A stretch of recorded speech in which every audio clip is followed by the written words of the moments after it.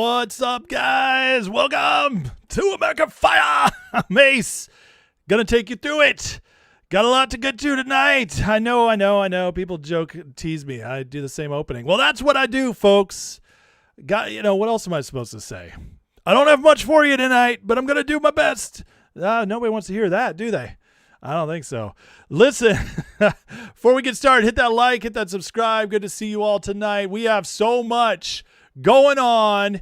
Not a slow news day. Is there ever a slow news day in the Trump era? That's the real question. I don't think there is.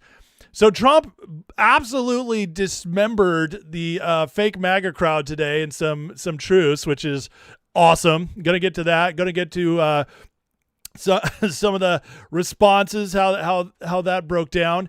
We have massive news going on in the Middle East with the Iran war, Lebanon-Israel finding peace. We're getting out of Syria. Just incredible stuff going on. We have RFK at a hearing today where just exposing all kinds of crazy stuff and really killing the narrative that Maha is somehow on the back burner. Kennedy's thriving, we'll talk about that. We'll talk about the exposures going on. DC is in panic right now as all this is coming to the surface. We had the lieutenant governor previously of Virginia in a murder-suicide. Justin Fairfax, you can't make this stuff up. Meanwhile, really good news on the election front. Odds are very, very high. The Voting Rights Act is going to be struck down by Supreme Court.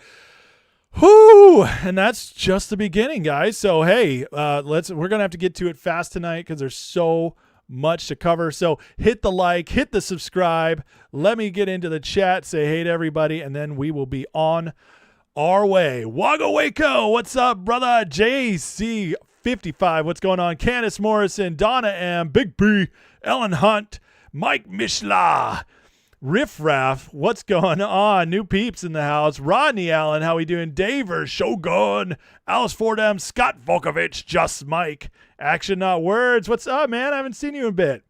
Juan Alvarado, CJ Yukon, what's up? Marco Sanchez, Saved by Grace, AZ Tropic, I Love Music, and Lochtefeld holding it down on Rumble. Kev the Tech, Ryan Edberg, my brother. Good to see you, man. Blue 5, Tammy Anderson, Diane, Trish Cole, Linda Telly, good evening. He's making us proud again. Teslin Joe, Sebastian Jose, GN558, and Linda Goya. Funny guy. What's up, man? Good to see you all tonight. All right, I know more are pouring in. As always, guys, light up the chat. Go for it. Talk amongst yourselves. You guys remember that old Saturday Night Live clip? I'm getting a little verklempt. Two subjects, Joe Biden and Tom and Jerry's ice cream. Talk amongst yourselves. Mike Myers, man, he was the best. I just showed my daughter Austin Powers for the first time the other night, and it changed her life. It changed her life for the better. She loved it, and man, that's a funny movie. It totally holds up. Don't worry. She's one of my older teens. I'm not showing that to the younger kids. They have to earn that one. Anyways, where are we going on that? Behave. The chat. That's right. Hey, so in the chat, light it up. Hit me up with your questions, comments. Please, if you really want to get my attention, you need to tag me or send a super chat. The chat has been getting, so many people are starting to come into the lives lately. The chat goes so fast now, it's much more difficult for me to keep up, unlike the old days. So please tag me or send a super chat so I can see it. That's not me asking for your money. It's just being honest. It's the way for me to see it. And if you support the channel, you support the channel, and I'm not going to complain. So, funny guy. Holy cow. Hold on a second. We got to stop everything. He says he found out his wife is pregnant today. First child. Congratulations, brother. Woo! Wish I had a little popper thing, man. That's awesome. Congratulations. How old are you guys? Hey, I got 6, so that's awesome, brother. Hope it's just the first of many. We need to repopulate this country with good Americans, And but God bless you, and man, kudos to you and your wife. That is awesome. Let me tell you, there's nothing better than being a parent.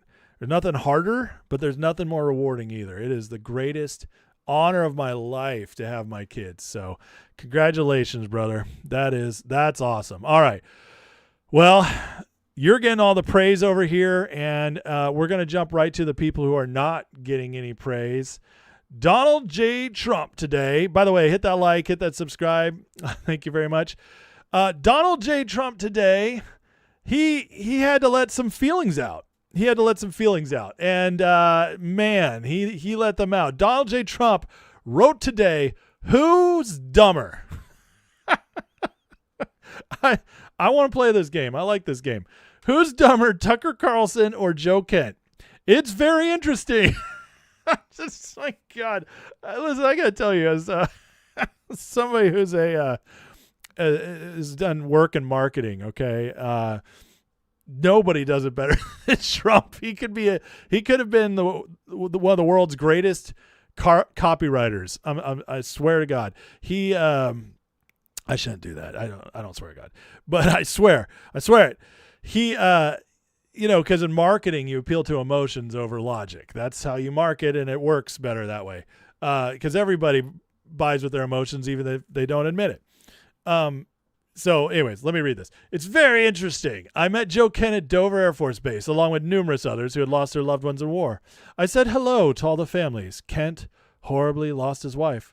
Her casket was being brought to Dover along with the rest, although he married again, quite quickly in my opinion.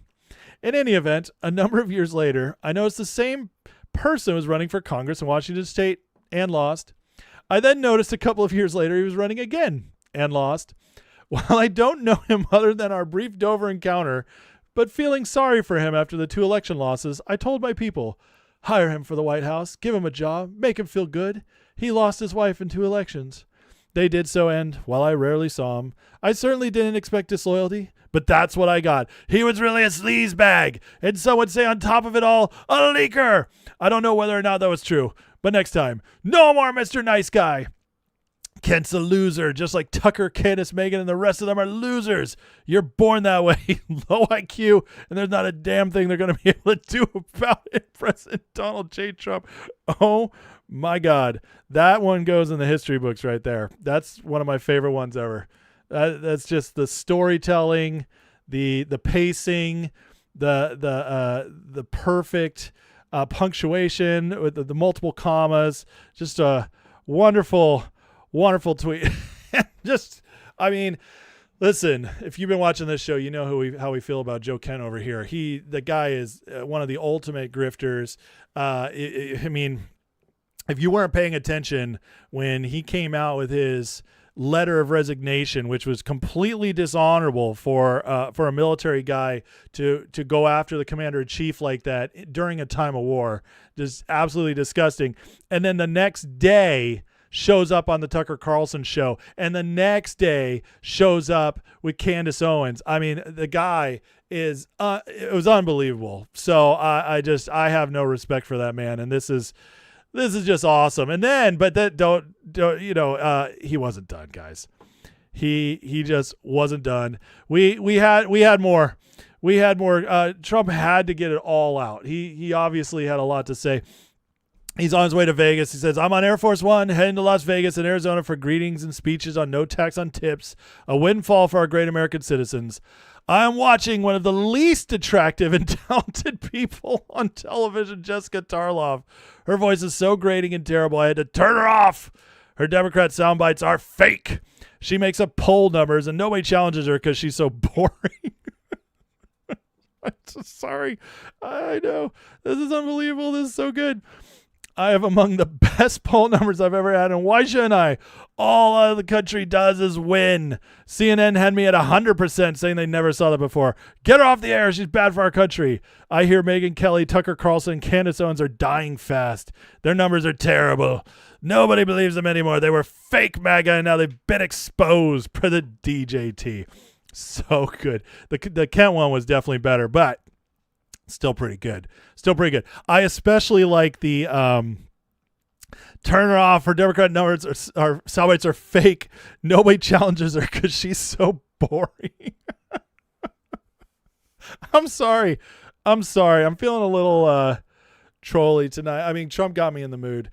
We have a lot of serious news tonight, so I figured I'd start it off tonight with the funny stuff. And we're writing the grifter report tonight because this it was just too freaking funny, man. And a jolly heart does well. It's a healthy heart. So we're starting with the laughing tonight because guess what? We got plenty of grifting going on, and we're going to show it because there's definitely some stuff coming out in this. But just so Joe Kent could prove himself worthy of Trump's tweet, this is what Joe Kent just posted 2 days ago. Upcoming negotiations will fail if we don't restrain the Israelis and stop giving them access to our decision-making. The Israelis push for zero uranium enrichment because they know it's a poison pill for Iran will result in the war continuing. What was the Joe Kent face? I got to do the Joe Kent face while I sing this. Iran is committed to not developing or obtaining a nuclear weapon since 2003. A deal can be reached about uranium enrichment because I was there and monitoring, ending the war and opening SOH. This can only happen, Strait of Hormuz. This can only happen if we treat the Israelis like the junior partner and put our interests first. Again, he's completely insinuating that the Israelis control Trump, which is hilarious considering what happened today, which we'll get to in a minute.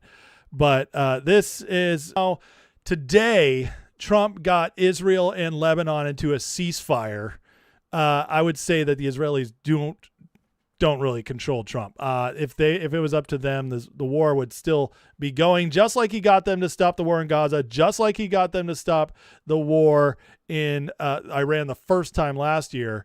Yeah, so many times. But Joe Kent got to play that game because that's how you get on Tucker. That's how you get on Candace. And that's how you get in the good graces of somebody like Marjorie here. Marjorie today decided to go after Trump as well. Big surprise there. But so Marjorie Taylor Greene today, Franklin Graham making excuses for Trump posting himself as Jesus is one of the worst things I've seen. This woman thinks she knows theology better than Franklin Graham, son of Billy Graham. For some reason, I was going to say Benji, but I knew that wasn't right. Billy Graham. The Billy Graham library is like right down the road for me. I can't. I better know what I'm talking about. Thinks she knows theology better than Billy Graham's son. That is a wild statement. He posted this blasphemous picture with Satan added above him. The original had a soldier. If you search pictures of Jesus, this is so stupid. Franklin Graham, of all people, frequently at the White House with Trump, should be leading Trump to be a Christian, not telling other Christians Trump did nothing wrong when he committed blasphemy. And then she throws out this Bible verse, which she's probably read the Bible 5 times. And by 5 times, I mean literally opened it 5 times and read 5 things in her entire life. But she goes after the false prophets, sharing this. This is like, who do you think you are calling out Franklin Graham? That's pretty crazy, especially when she had an affair with this guy. Yeah, no joke. This is Marjorie Taylor Greene's honeypot that she hooked up with just a few years ago, had an affair with. And so for her to be calling out Franklin Graham, that's pretty rich. You know, what's the Bible say about adultery there, Marjorie? Pretty sure that's in the 10 Commandments. Don't do it. That's no bueno. And so you're calling out Franklin Graham for saying that Trump, he didn't really see Trump's thing as too bad. Says, I don't believe he'd do it. And when I looked at the illustration, I didn't jump to the same conclusion. Listen, I said the exact same thing. So, yeah, anyways, don't want to keep belaboring the point on that, but got to call these people out while we can. Another example of the grifters. Look at this wonderful video somebody put together. This is just of Nick Fuentes and Anna Kasparian. I don't know if you guys know who Anna Kasparian is, but Anna Kasparian is the co-host of the Young Turks, one of the most liberal, hardcore leftist liberal shows on YouTube. Nick Fuentes is supposed to be the America First guy, the hardcore right winger. Well, what happens when a hardcore right winger, America First guy sounds just like the crazy leftists on on the Young Turks. I don't know. You guys be the judge, but watch this. Our country is under a hostile occupation. Israeli occupation of the United States government. Israel controls our government. Israel controls our government. Control and influence and manipulate our system. Ruled and controlled and manipulated by the nation state of Israel. They are vampires. They suck our blood. They suck the life out of this country. We cannot be slaves to Israel. I'm not a slave to Israel. Iran does not have a nuclear weapon. Iran did not have a nuclear arsenal. The supreme leader of Iran promulgated a fatwa. He had to put out a fatwa against nuclear weapons. We had to join Israel's war of choice. A war of choice. That's what this is. The This is real incredible. threat to America is from Israel. Our alliance with Israel as an existential threat to the United States. They will nuke the entire world. Israel is the biggest threat to world peace. Let us never forget who the real enemy is. The enemy is Israel. We need to decouple from this country. We need to decouple. Who says Decouple. they're Let's saying the exact separate. same We words need half to the time? free America from this sick, perverse, parasitic organism that has attached itself to us. Look at that. This is crazy. Foreign nationals leeching off of public service. Listen, if you guys have ever doubted that these people get talked, The American people. It's not just Netanyahu. On some level, it is the Israeli people. The behavior of the Israeli government, and quite honestly, the vast majority of the Israeli population. They dehumanize us. They don't see us. I don't see Palestinians as human. I'm an awakened goy. Jewish people think they're better than everybody. And you think you're better than everyone else. You know, the Jews do this. Yes. Go the fuck back to Israel. Go back to Israel. Greater Israel. The Greater Israel Project. The famous dancing Israelis. The whole dancing Israelis thing. The genocidal state? A genocidal, disgusting state. Why would I give a fuck about Israel? I don't give a damn about Israel. I don't give a damn. And I don't fucking trust them. I don't trust the Israelis. Your right to exist is not real. I don't believe Israel has the right to exist. Don't be moralized wow, by wicked, just evil just people. insane, absolutely insane. And you guys can see. Listen, that's one of the best examples I've ever seen of how they are just in lockstep, and they're two sides of the same coin. They're bought and paid for. I mean, just again, this woman, one of the craziest hardcore leftist channels on YouTube, one of the biggest ones as well, Young Turks, and then of course Nick Fuentes, who's supposed to be the America First guy who they equate with Trump, January 6th, all that stuff, in word for word half the time. It's pretty amazing stuff to watch. I mean, now think about how Candace, Tucker, Megyn, Alex Jones, Joe Kent, Dave Smith, think about how they all started parroting the exact same narratives right when we went to Iran. All assets deployed, folks. Tucker, Megyn, they didn't cross Trump before that. Alex, he'd done a couple things, but he didn't really cross Trump yet. They all went out. Candace kind of a little bit here and there, but when we went to Iran, all out. Why? Because Iran is the key to destroying the deep state. That was their last way of having control in the Middle East, which is one of their main ways of controlling and getting money and goading us into war over and over again, keeping the war machine going, which keeps them funded, which keeps us funding Europe. You get it. Okay, it's unbelievable. But that, my friends, is one of the best examples you will ever see of how these people are completely fraudulent. Now, let's talk about Miss Fraudulent herself, one of the first ones we've gone to. Here's Candace on her latest on Erica Kirk. And I just want you guys to listen. There's a short clip, but this is from yesterday. And just this, her disdain for Erica Kirk and how it comes out. If you listen to this, you're going to learn why she actually hates Erica. You can hear the jealousy oozing out of her. Listen to this. Please do not lecture us, JD. Do not, okay? the lecture that is coming from you is exactly why we don't like Erica, because we see it for exactly what it is. It's elite. She has money and connections. She can call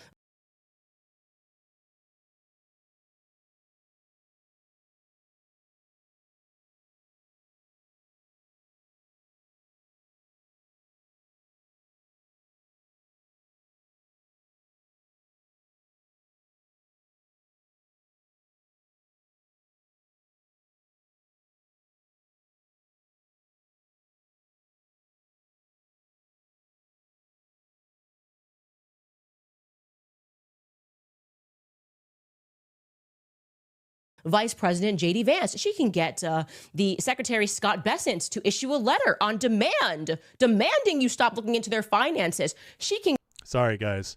I was just saying that Candace, I muted my mic, forgot to go back on. I was just saying that Candace is richer than Erica. Jealousy. But when she said the rich part, Candace is actually richer than Erica Kirk. So just listen to the disdain and the reasoning behind. You kind of actually hear why she is so hateful of Erica. The Secretary Scott Bessent to issue a letter on demand, demanding you stop looking into their finances. She can get Trump to say how much Charlie loved her in his Easter speech. It's the balcony approach that makes us sick. We feel it. You guys looking down in the crowd like we're animals and you're somehow more dignified. Okay, Mr. Vice President. So we're supposed to believe that Erica is in an ivory tower and Candace isn't? Candace grifted her way into wealth. Erica married one of the most influential people in America who is doing the work. Okay? That's a big difference, friends. That's a big difference. Candace grifted her way into conservative media in 2017, got onto Daily Wire, then burnt her bridges there. Because she burnt her bridges, she went all full anti-Jew. Why? Because Ben Shapiro is a Jew. He's the boss of Daily Wire. She goes crazy after him. She then goes full into pop culture, does all the soap opera, gossipy stuff, gets big off that, gets bigger off that, then jumps onto the Charlie Kirk stuff. She'd already been cast out of TPUSA. Her husband wanted to run TPUSA. He was cast out. And then Charlie dies. And 2 weeks later, she's the one running point on the investigation. Really, just sitting behind her laptop, never shows receipts, always just throws stuff out there. And now she tells us the truth. She is jealous of Erica, and she wants you to be jealous of Erica too. She wants you to be angry at Erica because she's in an ivory tower, even though Candace Owens is worth a lot more money than Erica Kirk is. Isn't that crazy? I mean, this woman is so disgusting. And this is, I mean, her lies are unraveling quickly. Just today, we got the bullet report for the murder weapon used against Charlie. Guess what, guys? It was a 30-aught caliber bullet. Everybody's like, 30-06 can't do that. 30-06 can't get stuck and go right through them. Well, despite the fact that multiple ammunition manufacturers say that's simply not true, bullets can do all kinds of weird stuff. Yes, close range, it would most likely go through, but there's plenty of examples where it doesn't. Well, now we got the actual bullet report, and it was a 30-aught caliber bullet. This is a real problem for them. Here it is. Exhibit 6 consists of 30 caliber class deformed damaged bullet jacket fragment and 4 lead fragments designated 6B through 6. For the full report, it's right here, and you guys can look it up on X. It's all over the place. We have TMZ reporting that the evidence matches the gun in Tyler Robinson's case. So listen, guys, I've told you guys 100 times, maybe more. I do believe there's more to this story. However, I also believe Tyler Robinson's guilty. So hopefully we keep going on and on and on. But it doesn't matter how much evidence you throw at these people. It's not going to matter. Candace is going to come up with an excuse. She's going to say this is a bunk report. They're lying.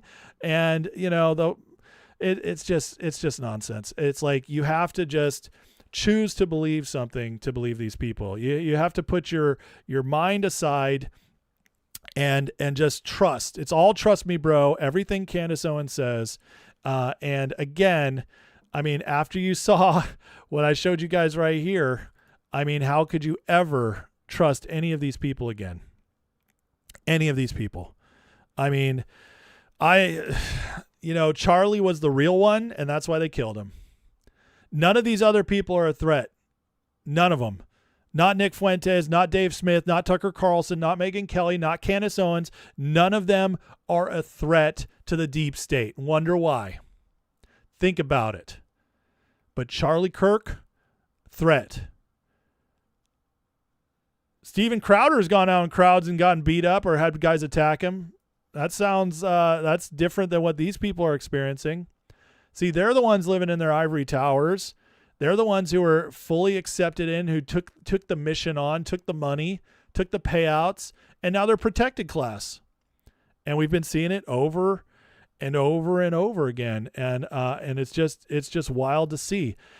And then Tim Pool, of all people, did an excellent breakdown on this, talking about Candace. And so I wanted you guys to hear what Tim had to say about this the other day, because he did an excellent job. Like, listen, you want to know what makes the most sense? Let's do Occam's razor. Occam's razor is a wackaloon lefty guy is the likely suspect in the assassination of Charlie Kirk. I don't think he acted alone. There were wackaloon lefties on social media who seem to have foreknowledge of the event. So if there is a conspiracy, and there may be, who is likely behind it? But I want to know that. And left liberals, not a foreign nexus. Maybe, but I want to know, and I want to know the whole Agreed. truth. This is kind of like the J6 pipe bomber. So I'll put it like this: the autistic kid was a pipe bomber for J6. I mean, no, of course not. And I think more information has come out, which it's hard to get into because of the threat of litigation around this other individual. But I will say this. The strategy of intelligence agencies in dealing with conspiracies is to throw fake conspiracies to disrupt. 100%. So Joe Kent comes out working in the intelligence agency and says a foreign nexus. Oh, and then I'm sitting here being like, who benefited from the assassination of Charlie Kirk? The Democrats, the deep state, the intelligence agencies. How would you stop people from looking into what they did? Blame Israel for it because you can never prove it. They're 20,000 miles away. So now you've got Joe Kent coming out. This is creating a potential to get Tyler Robinson off by creating more and more doubt. Yep. Blame Israel for it because you can never prove it. They're 20,000 miles away. So now you've got Joe Kent coming out. This is creating a potential to get Tyler Robinson off by creating more and more doubt. The defense is likely to come in and say, look at this, a government official said they weren't allowed to investigate. So I have questions about why Candace Owens' lawyers work out of the same building as the feds and why she is casting doubt on the suspect. If there was a conspiracy, which I think there is, I don't think there was a lone shooter that killed Charlie. I agree. think there is evidence of Discord chats. These messages between him and his lover seem to be fabricated. And they keep spinning it around to Israel did it. What this does is it disrupts any actual investigative journalism into who may have done it. So when Joe Kent from the intelligence agencies joins in and says a foreign nexus, I'm like, they're intentionally disrupting any chance at really looking into what happened. I literally... Yep. 100%, Tim. You nailed it. And this is why I still respect Tim, even though I don't always agree with him. I think he really is trying to get to the truth for the most part. The warning signs of grifting, the warning signs of being a psyop, of an agent, an asset, Tim hasn't shown those, okay? And that one of those is that you pivot on a dime and start saying outlandish things.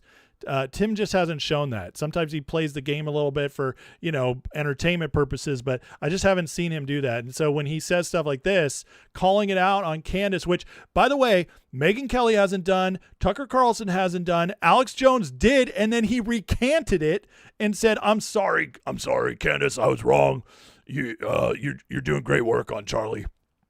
And, I think after you figure out this whole Charlie Kirk mess, I'm going to have you investigate the gay frogs because Candace, they're out there. We got to figure it out. So Candace, I'm sorry. Alex bent the knee, they've all just come along and gone in unison, but we still have a few calling them out. And so also I know Tim Pool, the way he built his media thing, he did it from the ground up. So it doesn't mean, they still can get to you. They still can figure this stuff out. But as far as I can see so far, Tim, you can still watch, and even if he says dumb stuff, I don't watch him all the time because he does annoy me sometimes. But when he gets it right, he gets it right. And I love that. But anyways, it's just so obvious. It's so obvious, in fact, that we have this guy. I wanted to share this with you guys because this guy just absolutely obliterates Candace, and this is hilarious. So you guys, I'm just going to say you're welcome. All right, you guys, I have a show for you. Do we have a show today? We're going to be covering what's really going on because some things just don't add up. They just don't add up. And we're going to take a journey. We're going to take a journey to uncover the truth. And we're so close, you guys. We're so close. We're so close. So close. As many of you know, I've been gathering information from my mommy sleuths, those who live near Erica Kirk and around Erica Kirk, and they have told me some very interesting information, some very interesting things that are just bizarre. Sources have told me that while Charlie was alive, him and Erica Kirk actually lived in the same house, and Erica would monitor his every move. They spent a lot of time together. Sources have told me that they even slept in the same bedroom, okay? Which is bizarre. I don't know why you would do that. I don't know how you could sleep and share a bed with somebody. I don't know how you could do that, and that would certainly affect your sleep. But Charlie was controlled. Charlie was clearly controlled. Apparently, Erica cooked for him. She cooked him meals, which means not only was his schedule controlled, but his diet, the very food that he would eat, was monitored and controlled, okay? To have somebody in the same house as you all the time, monitoring your every move, controlling what you do, controlling what you eat for breakfast, for lunch, and diner, all three meals, okay? Something doesn't feel right. Doesn't add up. Other sources close to the Kirks informed me that Eric and Charlie would engage in these rituals in which they would literally exchange bodily fluids, okay? In some sort of experiment exactly what it's like. Make children. They would try to make children in this satanic ritualistic way, okay? This was some sort of act, some sort of experiment, likely funded by Israel, funded by the Mossad. They would do this to create human beings, especially children.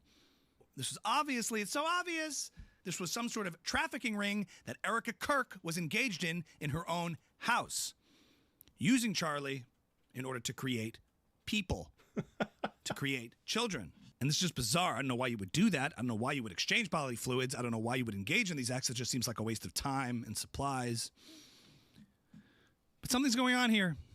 Something doesn't feel right. And this is just weird. This is just bizarre. And I know this because I'm married. I have a husband, okay? And obviously we do not share a bedroom. We do not share a house. We live separate lives, which is normal. And it's normal. Tune in next week, guys, and I'll teach you how to make him a sandwich. So you control your husband's food too? Darling, It's just too funny. That's exactly what she sounds like. I was just like, trust me, guys, this is weird. This is why I sit in front of the laptop, never bring it up, the receipts, anything. It's just so funny. It's just every little thing is evil. Every little thing's crazy. So listen, just these people aren't going away, unfortunately. And I don't know when I'll do a lead segment on them again. It's because they're so ridiculous. But if Trump makes them front and center, it's worth a shot. But listen, they're getting exposed. They're falling apart. People are mocking them now. It's becoming more mainstream to just see how crazy they are as they get worse and worse. And guys, to me, it's just a sign we're winning. I mean, when all this deployed, so Trump in his first term completely destroyed the mainstream media. Just destroyed them. And now he's completely exposing the podcast influencer circuit, which, that one's kind of hard because anybody like me can grab a mic and do a show. And that's, that's amazing. But there's also, the media guys, they're smart. They built their own little empires, and we're starting to watch that empire crumble. It's a beautiful thing, and I'm glad Trump's finally calling them out by name. So, okay. On that note, let's take a second, take a break. Guys, please hit that like, hit that subscribe if you're enjoying the content. We're going to get into the more serious stuff here heading forward. Still have a load to get to, but let me see here. Lick Gore with the $5 super chat says, I think Trump's putting stuff out on so many subjects for normal people to figure out stuff.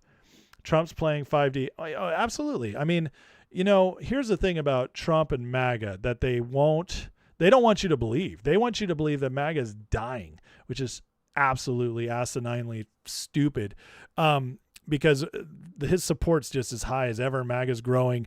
But, free-thinking people who do their own research, who are living their lives and can actually see what Trump's doing, how hard he's working, the wins we're getting despite the difficulties. They see that Senate is blocking him. They see that the judges are blocking him. They don't blame Trump for that. They don't. So the regular people are just like, hey, we still support him. All these grifter types, all the people who are in the middle who just, who always ditch on whoever is the incumbent. I mean, the independents, they're never happy, okay? It's always, Democrat bad. When we voted for him, we voted for Joe Biden, we hated him. Now we're going to vote for Trump. Oh, Trump's doing everything the opposite of Joe Biden? Well, I'm still not happy. I'm going to turn. It's the middle, the mushy middle, always wavers back and forth. They're never happy unless everything's just perfect, amazing in every way. It's like the libertarians, like the video I played last night. They always see the world half empty. And but meanwhile, like the hardcore conservative types, the MAGA types, we are happy. The influencers are trying to convince us that we're not. They're trying to tell us what to think. And what they're finding out is that while we might have enjoyed them, while we might have enjoyed while they were talking out against the stuff we hate, they're finding out that Trump owns our loyalty and not them. And they're crashing out about it. They're not happy about it. This is why they're getting worse and worse. They're scrambling. Their views are down, which means their revenue is down, which means they're also getting major wake-up calls that they are just not as powerful as they thought they were. They thought they could move the needle. They're figuring out they can't. And so instead of, we're going to get to it later. There are some trying to get back in good graces with MAGA. But for the most part, they're just doubling down, and it's looking worse and worse for them. So you're absolutely right. As Trump calls it out, I mean, every time he does that, more and more people are like, it is weird. They've been acting kind of weird. So he definitely is exposing them, and I'm just glad for it because most people are paying attention to him. So I know I had some audio issues. I had a lag, and then I did leave the mute on too long at one point. So I am sorry for that, guys. I know I see it in the chat. You guys calling me out. I'm sorry. I'm not perfect, okay? I'm not Candace Owens. I don't have a production team helping me out, even though I'm just sitting there on my laptop. It's like I don't have that kind of stuff. So mistakes happen. This is a live show. It's like Saturday Night Live, like when Jimmy Fallon would laugh through every skit. Sometimes that kind of stuff happens here. Let's see. Joe Wilkes said they really did think they'd make a bigger difference than they would. They did. They thought they had their audience was theirs and not Trump's. It's so crazy. It's stupid. Saved by Grace asks, did anyone else see 2 of the Supreme Court judges may retire during the summer? There is talk. See, Sotomayor is sick. And she's hanging on. She doesn't want to quit because there's only 3 liberal justices. But she might not be able to make it much longer. So she's got health issues. Sotomayor might drop out. And then Alito is thinking of stepping down. He's in his 70s. He's thinking about stepping down just to enjoy the rest of his life, and because he trusts Trump will replace him with another conservative. Losing Alito will hurt. Alito is one of the best Supreme Court justices we've ever had. So do a poll who's MAGA. I bet 90 to 95%. But okay, I will put the poll up. Do you consider yourself I'll say aligned with MAGA. Not everybody wants to call themselves MAGA. There we go. All right, you guys can take a poll if you want. Have fun. Let me know. Maybe we'll lose something here. Maybe I'll find out you guys are not what I thought you were, and it's just a whole place full of trolls that hate me. I got a lot of hate today actually on my chat. Comments on YouTube. Lots of hate today. People are big mad. I don't really know why. But they did not like some of the stuff I said last night. It's like a lot of people call me stupid. Any chance we get the Iran deal soon, says Sebastian. Well, you're gonna have to wait till the next segment, buddy, because that's what we're gonna be talking about. Carol says London City, deep state, Obama's their guy, and his guy David Axelrod went to see the Pope. Oh yeah, I covered that last night. Yep. Gross. Let's see here. Real Andy Ross. Good night to you here. I got one more video on the menu tonight. More information to absorb than Invincible, followed by One Piece. Oh, yeah. Getting into the anime, huh, buddy? I don't watch that stuff, but I know people who do and love it. So that's good. Oh, yeah. We got a lot of MAGA so far, 97%. If you are new and you do disagree with this, that's fine. Please voice your disagreement, but do so respectfully. Otherwise, if you're trolling, if you're a dick, you'll get booted. This is my house, and we're gonna be respectful. A lot of these people in the chat are my friends, so we're not gonna put up with that. All right, let's see. Mike Lee would be an excellent replacement for Alito, but it would suck to lose the only senator writing legislation. Yes, I agree. Yeah, it's going to be very interesting to see who is chosen. There's not that many good conservative justices. You have to be very picky. Very picky. But, out of his justices so far, Kavanaugh is a real winner. Gorsuch is 95% of the time awesome, but 5% of the time he goes libertard. He's a libertarian. So and the libertarian stuff, he always sides with the liberals. So that always gets annoying. And then and then Amy Coney Barrett, who has been majorly disappointing on a couple things, but she's also been like 90% awesome. She did help us get rid of the Chevron doctrine. She got rid of Roe v. Wade. She voted against it. So she's had some big wins too. Overall wins, and it would have been very difficult to get a hardcore conservative out of three in a row. But at least we haven't had a full-on Anthony Kennedy who was chosen. All right, so 97% of 100 votes. That one's kind of, you know what? I'm going to end that poll early because I think I can see where it's going. I'm going to start a new poll, actually. And this is more important to me because now that I know that this audience is almost 100% considered MAGA, I want to ask you guys, do you approve? We're going to do an approval poll. Do you approve of the job President Trump is doing? And now let's see what the approval poll is in my chat for this MAGA people. And we'll see if Harry Anton's right.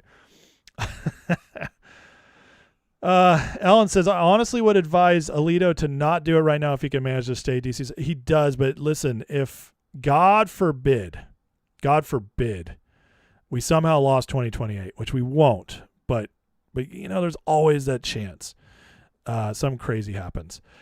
If that happened, he's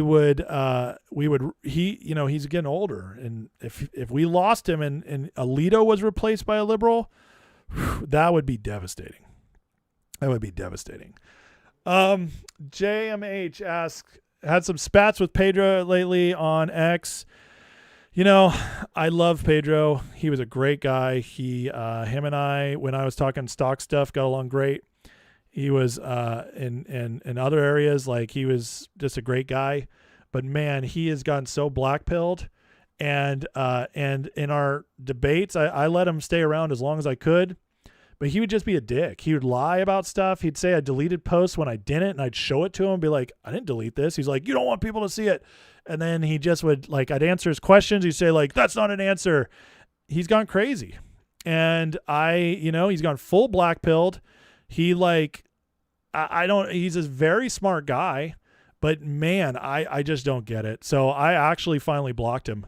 I was just tired of his stuff. It was so annoying. He last night, he accused me of deleting a post that I didn't delete, and I proved it to him. And then he said he swore I still did. I called him out on it. He disappeared. And then he did it to me again today. And I was like, I'm done. I'm done. And that sucks because I really, really liked him. But, you know, I've learned something. When you have standards and opinions and you actually stand for what you believe in, it can be unpopular. I had a friend of 20 years, one of my best friends. And we did everything together, connect on all kinds of stuff. And when COVID happened and I wasn't for the masks, the shutdowns, everything, he ranted and raved against me, and he went full crazy liberal during COVID, called me a racist because I wouldn't stop supporting Trump, and bailed on me after 20 years of friendship. And here's the kicker. He called me a racist after 20 years of being his friend, and he's a Mexican. I was literally friends with a Mexican for 20 years. He's a legal citizen, but he's still Mexican. And he called me a racist, even though we'd been friends for 20 years. Dude, once the rot gets in the brain on these people, it just takes them over, and it's very sad. It sucks. But yeah, I've lost friends. I expect I'll probably lose more. But I'll tell you what, over time, I gain more friends, and and then I gain better friends. You know, it just is the way it is. But I always give everybody a chance at first, and but I won't be disrespected. I've just too little time left in my life. I'm 42. I plan on having another 80 years. I was telling my wife I'm going to live to 125. But, you know, life's still too short to put up with that. When people start lying about you, going after your character just because you disagree, it's like, nope, not going to put up with it. So, one of the many with the $20 donation. Thank you, sir. He says, thank you for being one of the few positive voices out there. I've gotten so tired of everyone being negative. I know it's a narrative, hard to siphon content. Hear from Promethean Action. Amen. Promethean Action's awesome. Thank you so much for the super chat. That means the world to me. Listen, I am a positive person. I believe that, you know, God is good. And if you believe in God, you can't be black-pilled. You just can't. You're not allowed to. It's against, he's against it. Okay. It literally says that, you know, peace, hope, and love is the language of heaven. So how can you be heavenly? How can you be, you know, connected to Jesus if you don't have hope? And without hope, you're black-pilled. So that just tells me you're not looking at the world through God's eyes, what he's given us. And, you know, all these people, whether it's Candace, Tucker, not Dave Smith, but Alex Jones, Megyn Kelly, they all claim to be Christian, and yet they all are just hating Jewish people. And listen, be critical of Israel. I don't have a problem with that. But when you start going retarded and saying Israel is like the bane of all evil in existence, that's insane. And not only that, though, it's like just the idea of like how black-pilled they are and how they weaponize Christianity with very poor theology. You just can't do that. If you're a Christian, you can't do that. You're not allowed to. And it's, you know, you're commanded against it. God in the Old Testament, he killed people just for complaining. That's how highly God thinks of your complaints. We're very blessed, and no matter what, there's always hope. The world is getting better. It just is. And it's been getting better since the year 2000. Yes, there's been bumps in the road. I'm not saying it's a straight line, but the trend is always up. So ever since Jesus rose from the grave. And so I have to be positive, and I've had hard stuff. Listen, you know, I lost my parents in a car wreck, you know, oh God, how long has it been now? 14 years ago. I lost my brother on my birthday. I got the call that he died in his sleep. You know, I almost lost my marriage because I was being an idiot, and I didn't realize like how much I was just being a moron to my wife. And you know, but I fought for that. I got it back. I have like no family, blood family, except for my sisters. And, you know, it's like, but life is good, you know, like I could have used all that and been bitter. I could have been a bitter pill person. You know, I've lost jobs. The best job I ever had, before my, you know, where I'm at now, a job I loved. And one of my best friends was my boss, and we were, you know, building a business together, and it was so much fun. I was having a great time. And then he stabbed me in the back and betrayed me. You know, and so I went through depression for 2.5 years. We've all had hard stuff. Okay. But you know what? No excuses. No excuses. It's like we can be victimized, and we can admit we were victimized and say that sucked and that's awful, and we can fight for justice. But we're not allowed to use it as an excuse to just ruin our own lives. Why would we do that? Why would we do that? So yeah, I'm white pilled. I'm very excited for where the world's headed. And I believe that no matter what's going on, God's always working something out for the betterment of us all. You know, so people do bad things, but people also do really good things. And the more people keep doing good things, the more the world advances. And so that's, you know, I just believe we're headed in the right direction, even when there's bad days, hard days. And so that's, you know, and listen, you can have bad days, you can have bad times. I'm not saying it's like, don't lie. Don't be like, oh, I'm supposed to have hope, so I'm just going to be, you know, no, don't lie. Be honest about where you're at, but then start exploring why, and then start trying to see like what you could be missing and grow. So, you know, it's like, that's it. That's my worldview. And that's why no matter what happens, I will always be positive. I will always be looking forward. And it doesn't mean I won't be critical. It doesn't mean I won't call things as I see them. Because sometimes being positive means that you got to call out the nonsense too. But I'll tell you that the vast majority of the time, the nonsense is coming from the black pillars, because hopelessness is demonic. It just is. It's demonic, and because everything demonic is opposite of God, right? So if God is hope, then hopelessness is demonic. If God is love, then fear is demonic. That's First John. You know, John says that.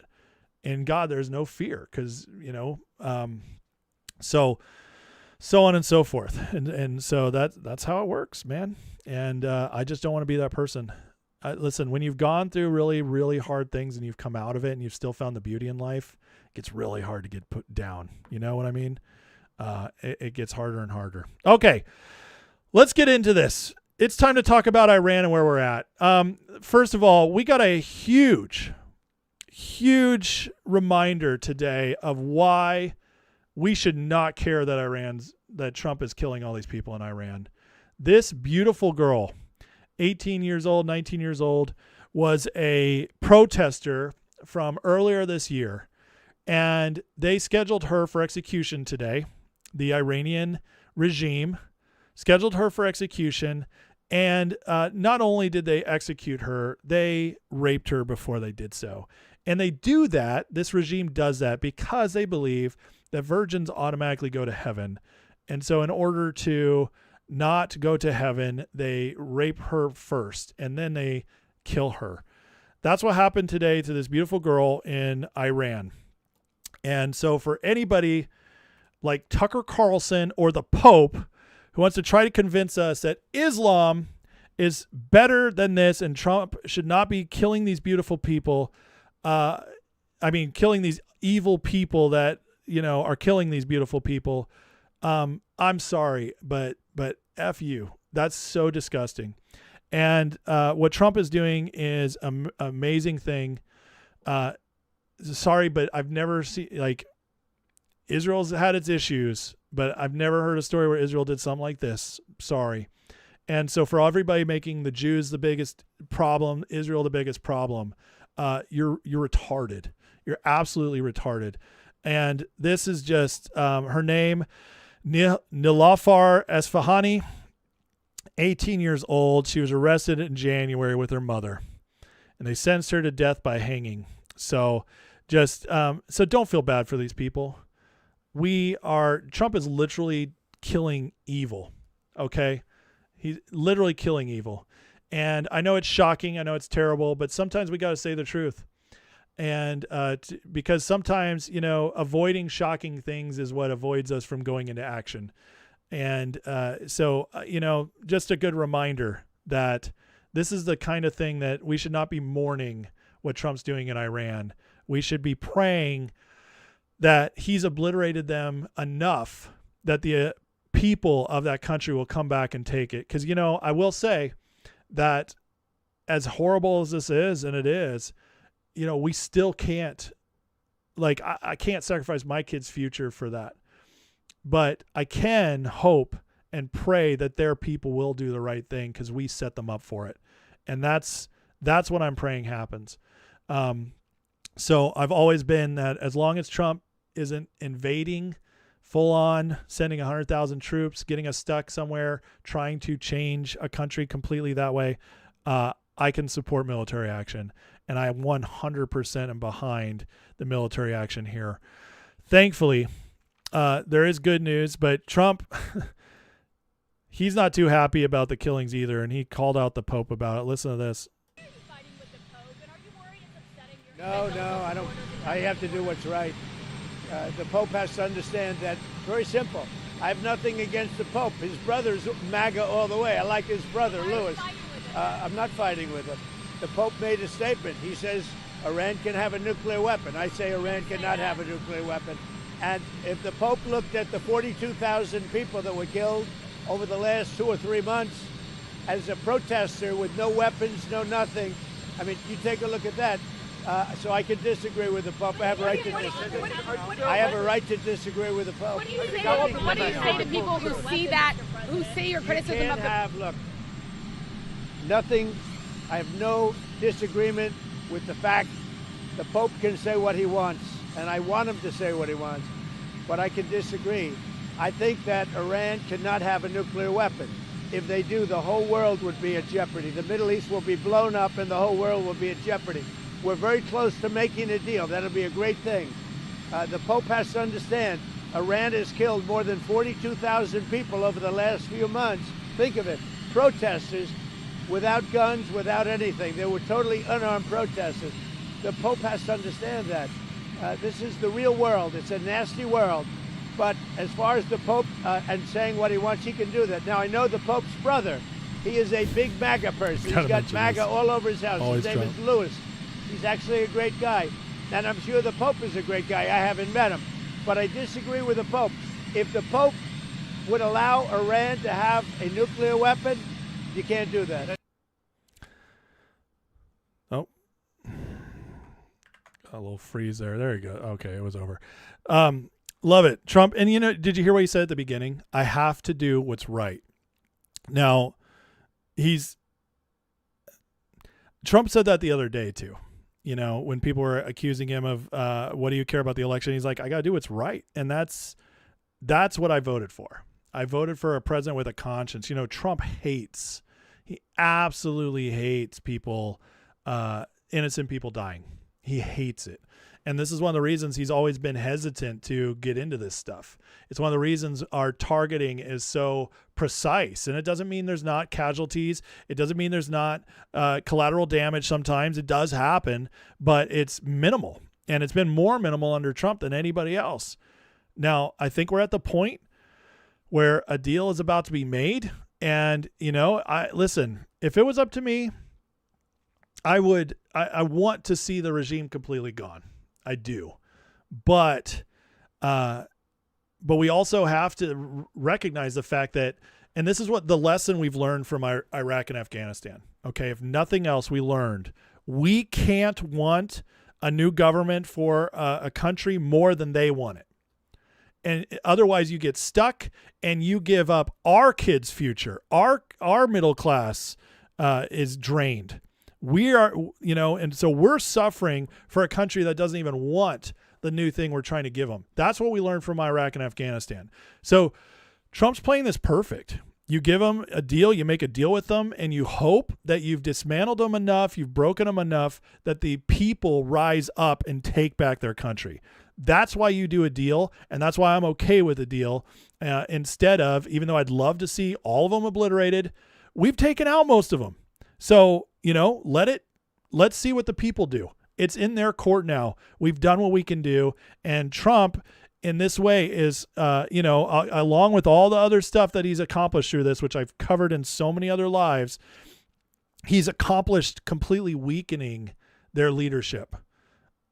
He's taken out the first few hundreds of their leaders, people who are in succession, military leaders, political leaders, you name it, the Ayatollah himself, and he's taken out most of their military, their Navy, all this stuff. So the people they'll never have a better chance to rise up than now.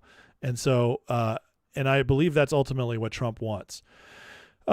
Trump today, these things are advancing pretty quick.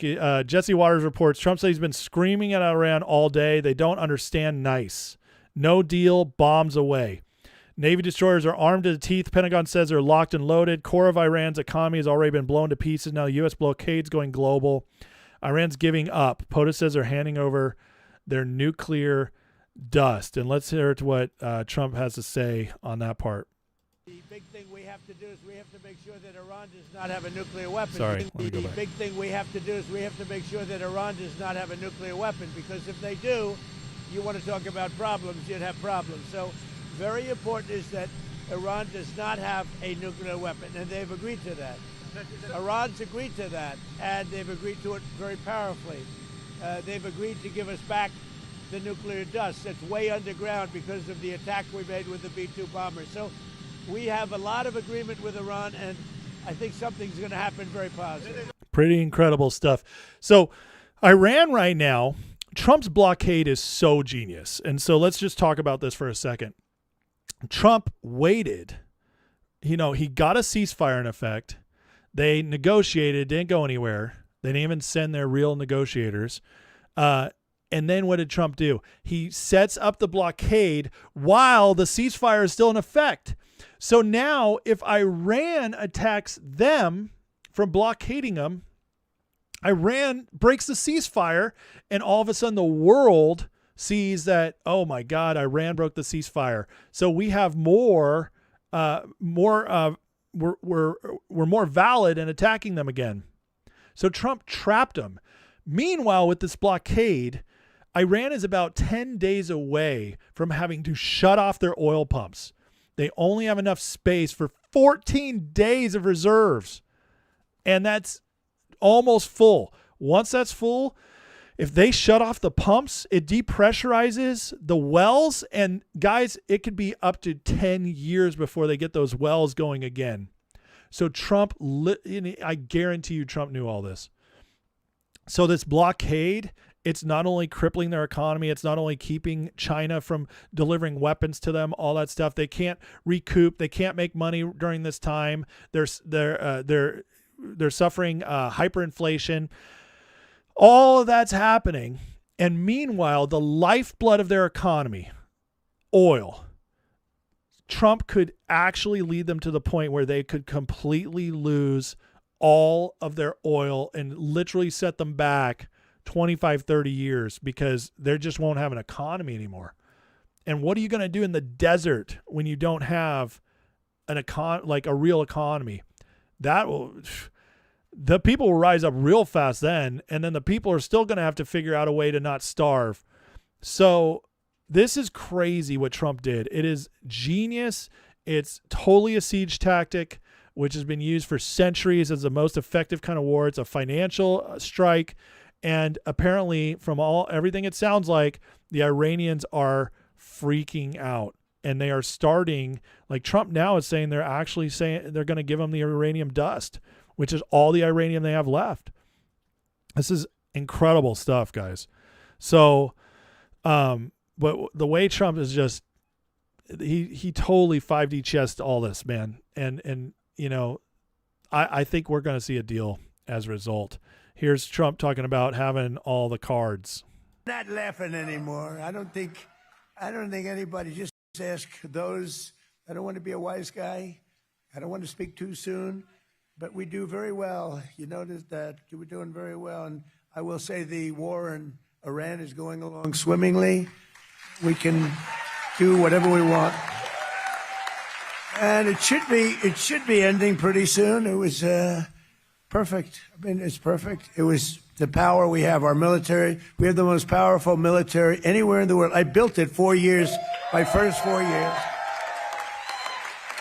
And we're still building it. We're building it. We have the best military. We have the best equipment in the world, the best rockets and anti-rockets. You know, if you look at the way we shoot, you know, we had 111 rockets shot at one of our ships. I won't name the ship, but it was a beauty. And out of the 111 rockets shot, all 111 rockets, and these things move at about 3,000 miles an hour. Those you know, it's not Timu like rockets, you have man. plenty of time to think about it. Every single one of them, 111, were all shot down. Timu rockets. You can't get them through. Bought them from China. It's the problem. Instead of those super duper hypersonic powerful missiles they got, oh my God, watch out for that. Remember, that guy was such a joke. These people, man. And we got all the cards. Trump's got them cornered, and he's going to get everything out of it. And then look what else is happening that nobody's talking about. And as Iran is finishing up, we just ended our presence in Syria. Nobody's talking about this. We finally have rolled out of Syria. Thank God. That was one of the worst, like most horrific wars ever that nobody ever covered. So, but now we're pulling out of there. Trump, man, he's getting out of the Middle East. We're watching it one by one. And then out of nowhere, he pulled this off. This is pretty incredible. Lebanese TV displays the flags of Israel and Lebanon. They have reached a ceasefire between Israel and Lebanon and now are having peace talks. Netanyahu and the leader of Lebanon got together for the first time in 34 years. Incredible. Lebanon has agreed to push out Hezbollah. I mean, this is the Abraham Accords all over again. It's like on steroids now. Literally, the Middle East is going to have peace, folks. And, you know, I mean, you never know how long it'll last, but it could last for a significant amount of time. We could see peace in the Middle East for, 20, 30, 50 years.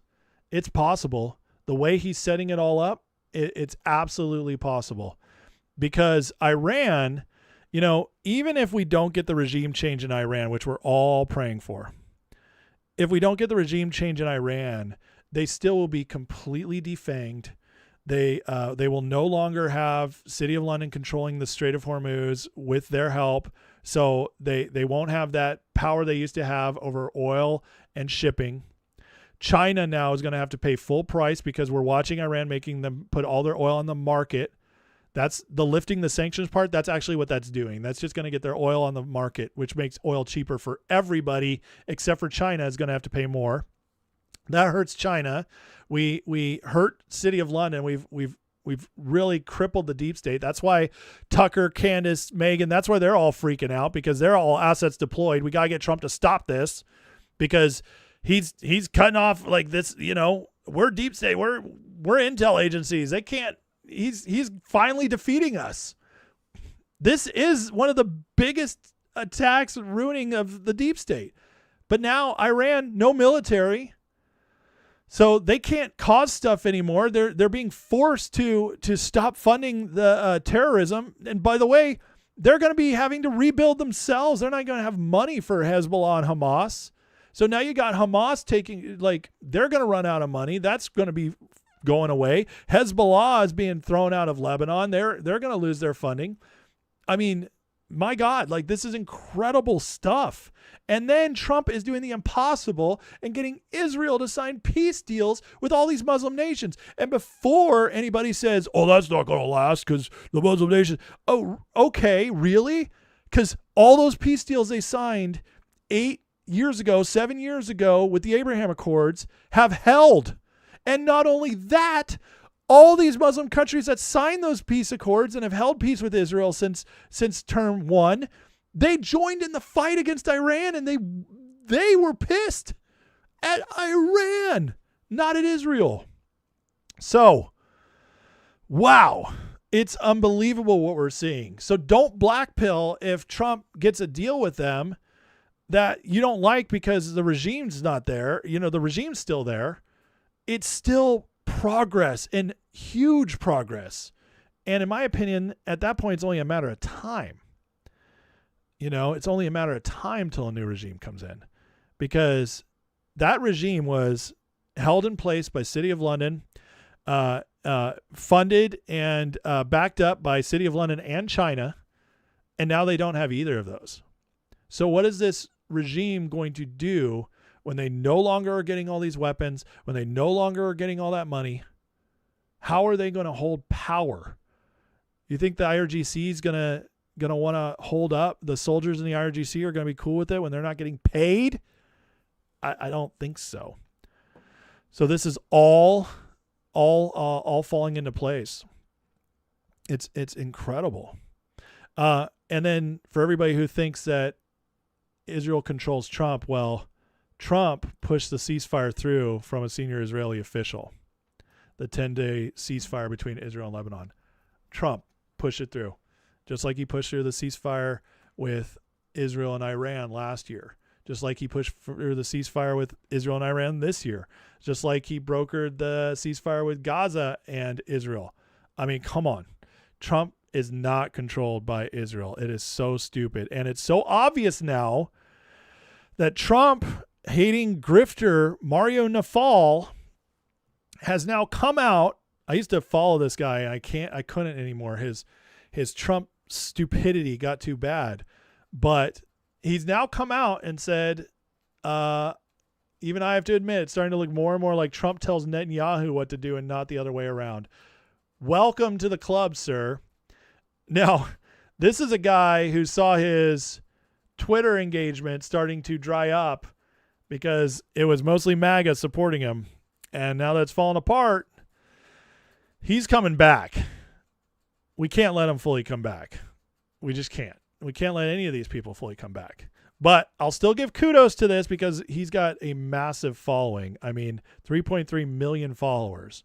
So there's people reading this. And then look at on this one. A word on Trump. I'm telling you, he's going all in trying to kiss up. Plenty of people have criticized Trump over this war, me included. You think so? And fairly so, yeah, Dad. But labeling him stupid or a tool of Israel is the laziest possible take. This is a man who survived multiple bankruptcies, built a fortune, won the presidency in 2016 against the entire political establishment, survived assassination attempt, endured relentless lawfare, nearly bankrupted, came back to win again. Disagree with him all you want, do so with intellectual honesty. Thank you, Mario. Wow. And by the way, that's something that the real followers of Trump, if Tucker, Megyn, and all them, and were really, that's what they'd be doing instead of the insanity they're going with. I've been one of his harshest critics on the decision to enter the war. Really? You don't say so, Mario.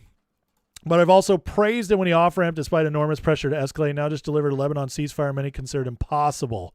If Netanyahu was calling the shots, Trump would still be bombing Iran, Israel bombing Lebanon, yet both wars coming to an end. Does that mean Israel doesn't have too much influence over U.S. politics, but influence does not equate control? Yeah, especially not over Donald Trump. Sorry, Joe Kent. You look like a real idiot now. Just like Trump called it out. You're an idiot and a loser. Who's dumber, Joe or Tucker? So good. But listen, if Mario Nawfal's coming out and saying this, guys, the Israel controls Trump narrative is dying.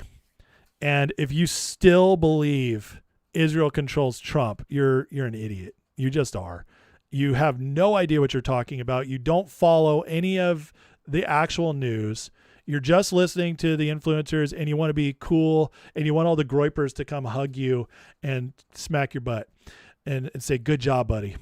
That's what they want for you. Okay. So, don't go full retard. Don't go full Israel tard, because that's what you are. If you still believe that, it's so insane. Even Zero Hedge, the libertarian paper, which actually does a lot of good news, had to agree that what Trump's doing is amazing. And here's a little clip from their story. The blockade, I believe, is so effective. It struck fear in Iran, fear in China, fear in the liberal order in Europe, which was counting on the war to drag on for months or years. Why? Because City of London wants America weakened. They want to still control us. They wanted Trump to get stuck. Look at how angry they are that Trump flipped the script on the Hormuz. Why all the emotion and irrational hand-wringing after the strait's been open to more ships and oil traffic? Why all the panic when oil prices are falling? It doesn't make sense unless they want the U.S. to fail, unless this was the deep state and they've just lost the last major grip of power they had at the center of the world. And they did. They did. And hey, gotcha, sucker, you're done. I'm just so tired of your nonsense. Regardless of how you might feel personally about the Iran war, it's undeniable the situation has revealed many of our supposed allies as enemies. In reality, they were always enemies. The only thing that's changed, the truth is finally out in the open. Amen. And speaking of Europe, they are struggling because of this.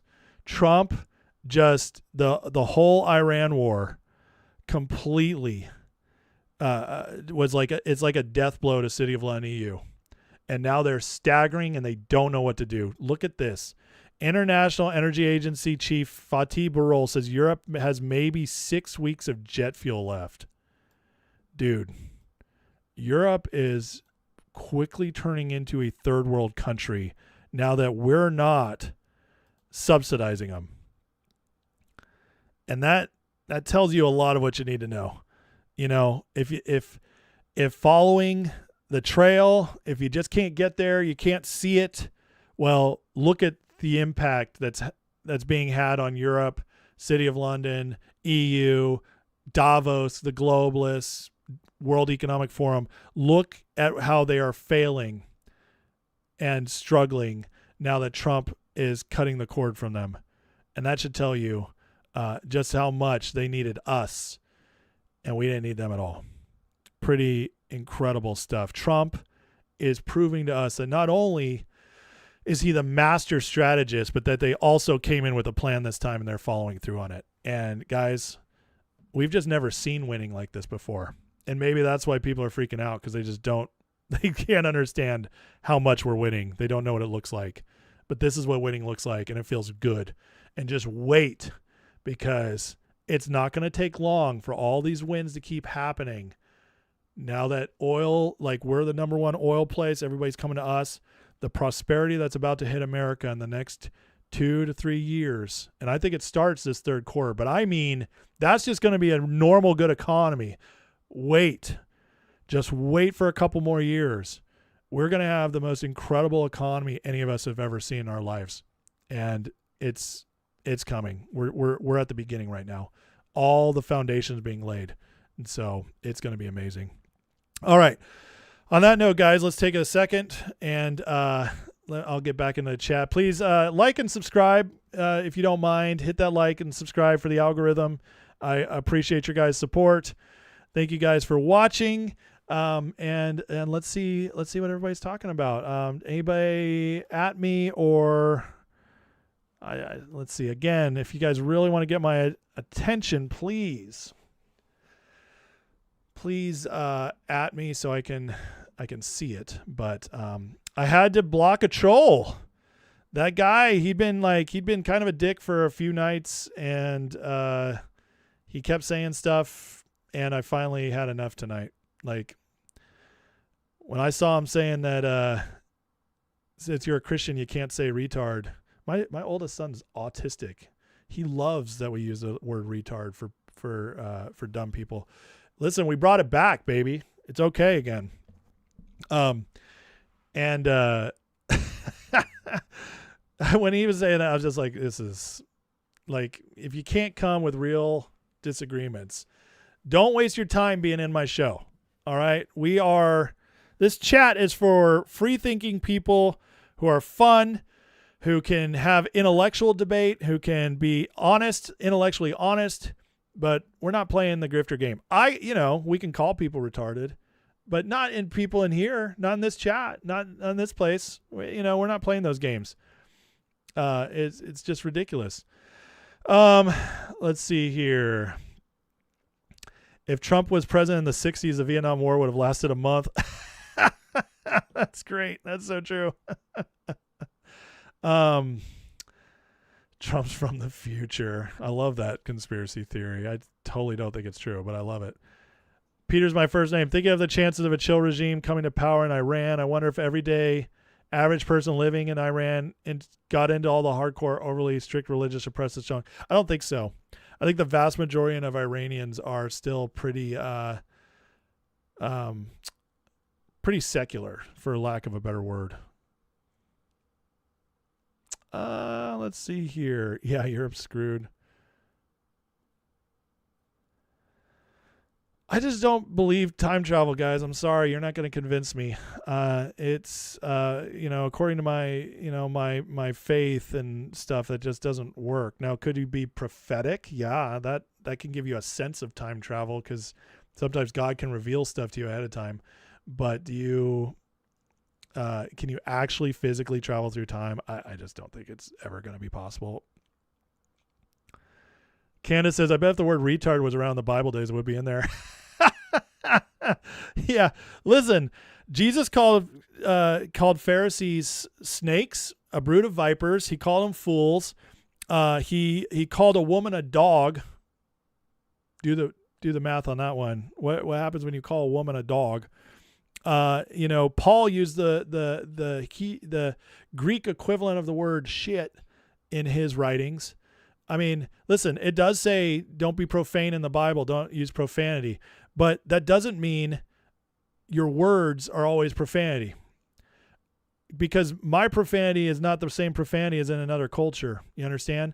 Profanity is of the heart, just like all sins are of the heart in the New Testament, in the New Covenant. Just like if you have a sexual sin, you've engaged your body into that. It's a sexual sin against your body and your spirit. But your heart was involved in that. You chose to do it out of, whatever reason. Stealing, murder, all that. Jesus says that if you murder in your heart first. So the sin is in the heart. So if you're using profanity because you're telling a funny joke, or if it's appropriate in the moment for righteous anger or something, listen, I personally don't think it's a sin. I'm sorry. I just don't.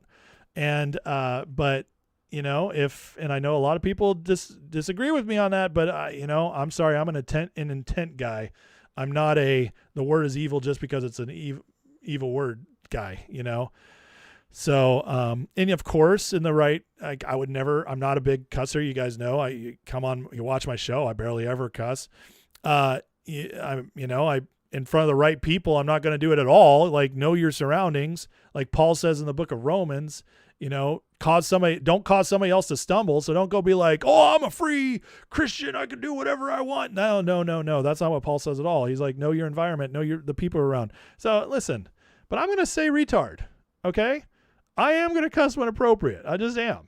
And if I'm wrong, if I know I'm doing it for the wrong reasons, I'll repent to you guys. But otherwise, we all got to stop being so religious and be real people. Jesus liked the real people. That's why he hung out with the disciples who were lower middle class. A couple of them were rich, but they were hated. He hung out with the tax collectors, the most hated rich people, and he hung out with the sailors. You know what they say about sailors, right? Uh-huh. Just like in Ghostbusters. This Mr. Stay Puft, he's a sailor. We get this guy laid, we won't have any problems. Sailors, man. Dirty. That's who Jesus liked to hang out with. So they had to learn to get better. You know, C.S. Lewis wrote that the mark of a Christian, somebody who had been changed by Christ, is not that they were perfect. It's that they were better than they were before, and they continually got better. And some of us started at a worse place than others. All right, just saying. Just saying. Yeah, Prophet Isaiah pissed on the wall. Exactly. So, you know, I'm not like, I would never say words in a way that would be like super, I don't know. I'm just not going to be, I don't know. You know, I don't even know. What do I think of Andrew Wilson? I like Andrew Wilson. I think he's brilliant. He does, he sometimes goes too far. I feel like, I don't agree with how he trolls sometimes. I don't think it's helpful, but, there's no denying the man's brilliant, and I mostly agree with him on everything. So you learn how to cuss from a good friend's a truck driver. Well, they'll tell you. Tokram time travel back to the start of the show. Possibly a congressman. Yeah, see, Kevin Nicholson describing what the acronym is for shit in the British, you know, so there you go. See, they're just words. Intent is what matters. You know, it really is. So I know the word retard is so good. WAP says, I love the word retard. I do too. It's so appropriate. It's a wonderful word to communicate somebody who is stupid basically on purpose. You know, they, cause I would never, if somebody was actually stupid or retarded, you know, or now you'd say like mentally disabled or whatever, or, what is they have a new term for it that I think is kind of ridiculous. But anyway, like I said, my son, he's autistic. You know, he's low on the spectrum, but he's autistic. And you know what? Like, like if somebody called him a retard, I would punch their face in. And I'm sorry if that's not Christian for you. You know, like what's his face was commenting earlier. Yeah, I would bust the face up of somebody if they were making fun of my son. But if you're calling somebody who's just saying something stupid a retard, you do it. You do it. No, they don't even call them special anymore. They call them, oh my God. They have a whole thing for it now where it's like a club and it's like to be like positive. Anyways, it doesn't matter. It really doesn't matter. Oh, I like libtard. I like libertard. I coined libertard for the libertarians. That's one of my favorite. And Israel tard too. Israel tards are the people who just think Israel is neurodivergent. That's it. Thank you so much. That's the word I was looking for. Neurodivergent. That's the new term so that they can all feel good about themselves. Because nobody's allowed to have problems anymore. You know, we're all just special. We don't have problems. What was I saying? I lost track. Sorry. Anyways. Okay.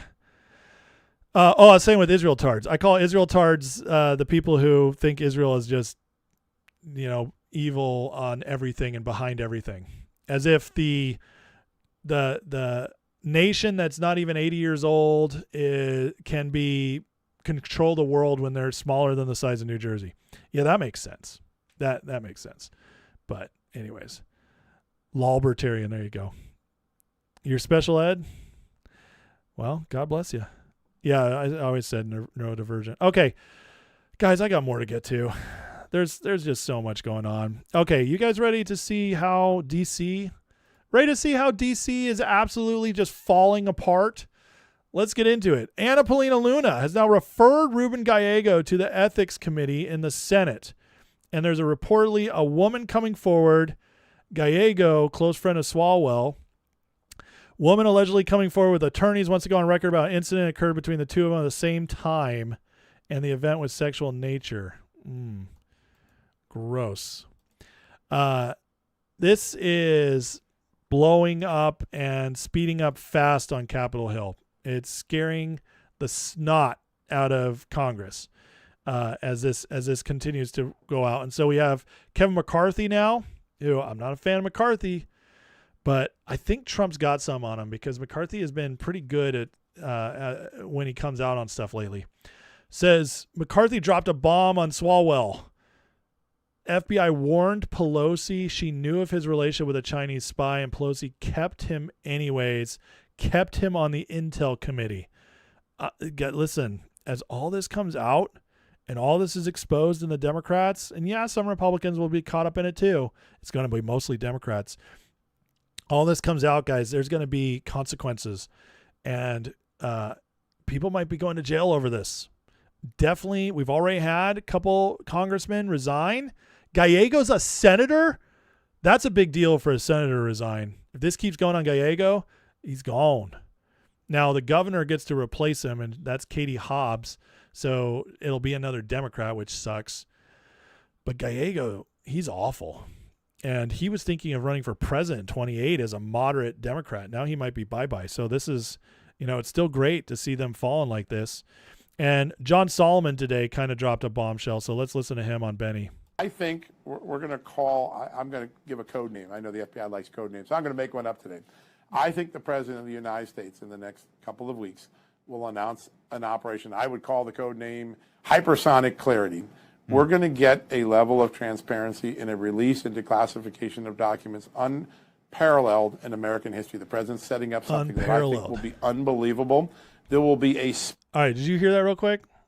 He is fixing up, Trump is, to drop a drop of classified information and documents that's unparalleled in the history. I think it's going to be all the dirt on the Obama administration and the corruption through Biden. Maybe back further too. Speed of lightning, a speed of sound to release of documents. And those documents will help this prosecutorial team in Miami that's doing this hard work to not have to do secret proceedings and secret classified proceedings because the documents will be unclassified. The public will have transparency. The prosecutors will have. That will make it easier, I think, for the prosecutors to find the bad guys and sort the good guys from the bad guys out without having to have months and years of SEPA proceedings, what are called Secrecy Act hearings, which slow everything down. They're going to ungum the trail, and things are going to move quickly. I do think... You see this, guys? This could be happening. Trump was waiting for the right time. Take out City of London, take out their hold on everything, take out all their, the deep state, the center of the deep state is now extremely weakened. The Vatican is not what it was. Trump's just broken their hold on everything. He's set up our economy to be amazing, so now they can't crush it. They can't use that as a weapon against him. He's made us sovereign in our economy again.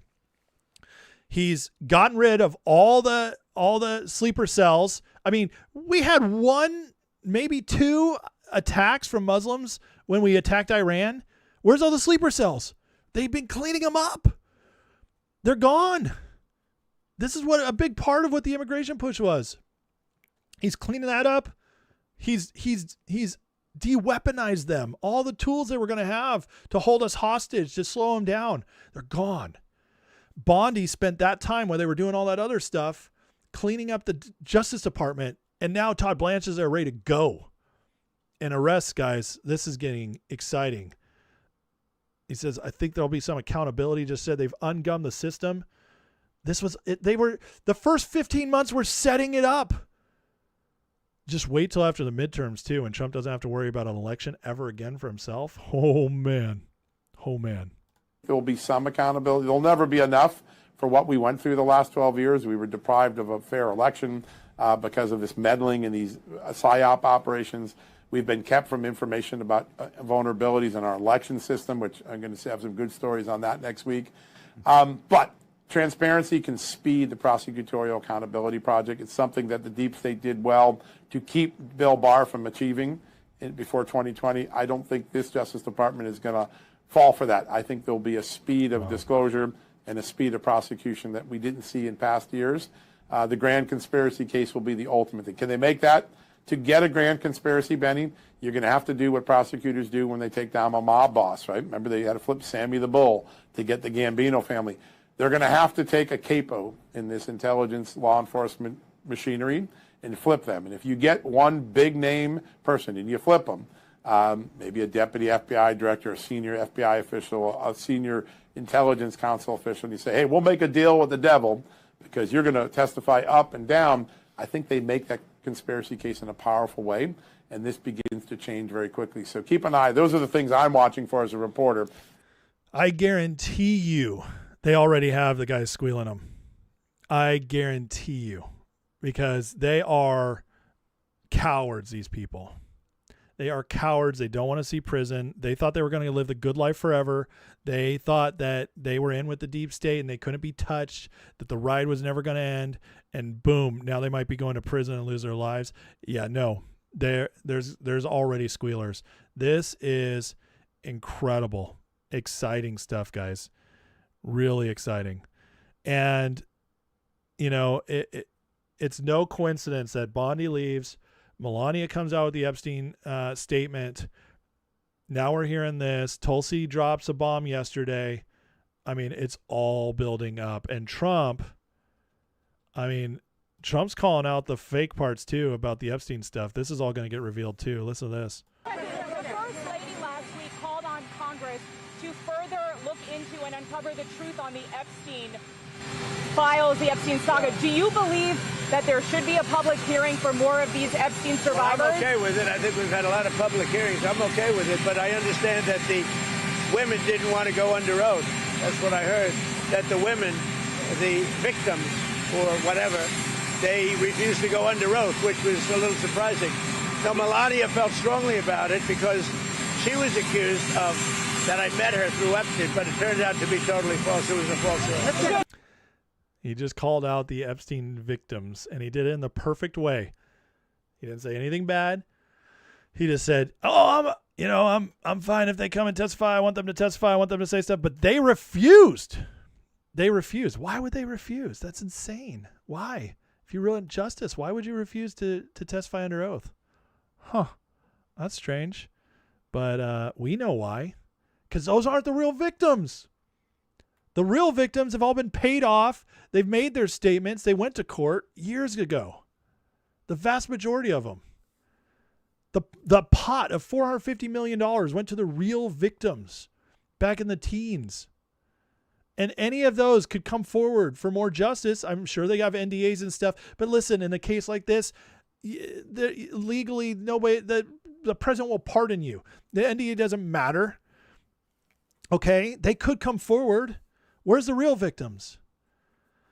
But these women who were willing to go on a Super Bowl commercial paid for by Reid Hoffman, who is one of the worst, he might even be worse than Bill Gates when it comes to the Epstein stuff. He paid for it, and the victims went to call out Trump, make Trump look bad. The victims following Massey around while Massey parades this stuff, and Massey can't keep, he said he had names, he never released them. Has access to all the files. Todd Blanche again said the other day, you have access. Where are you guys?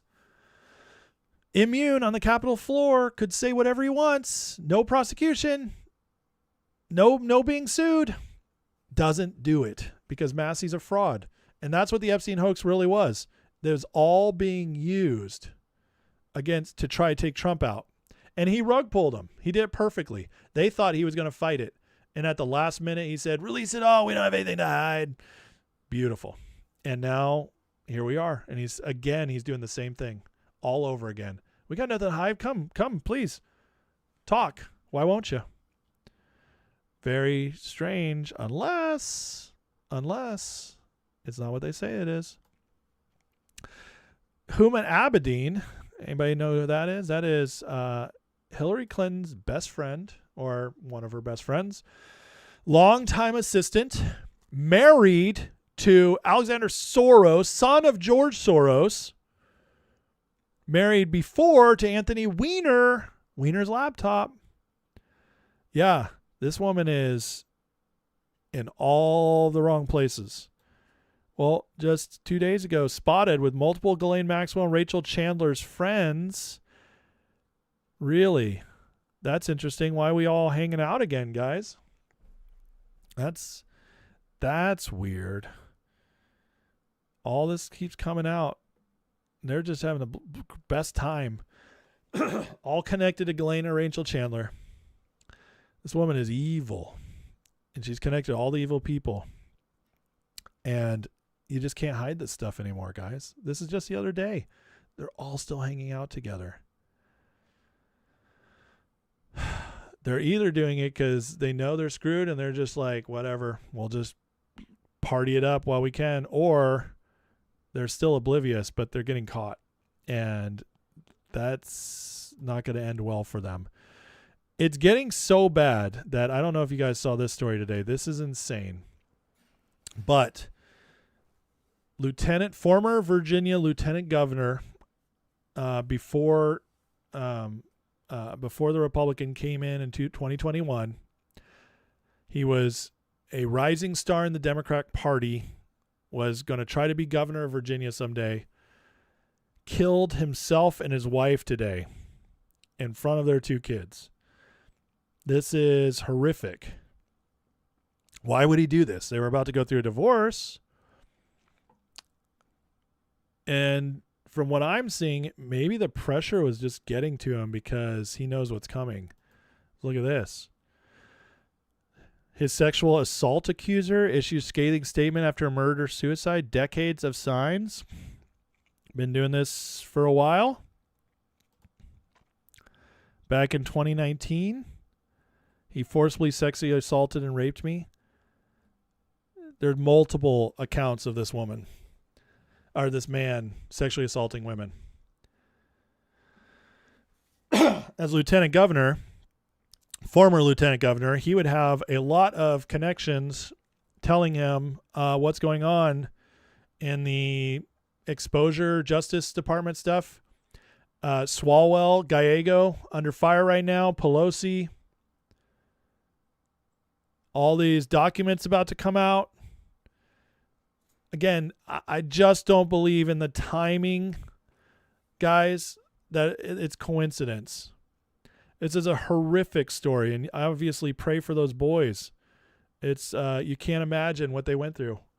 But at the same time, Democrat, high-ranking Democrat, while all this other stuff's going on, has a history of sexual assault.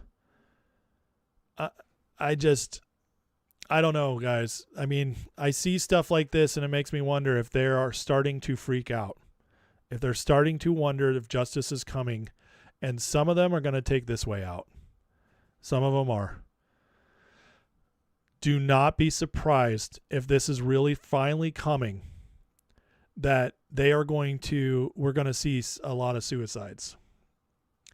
Don't be shocked, because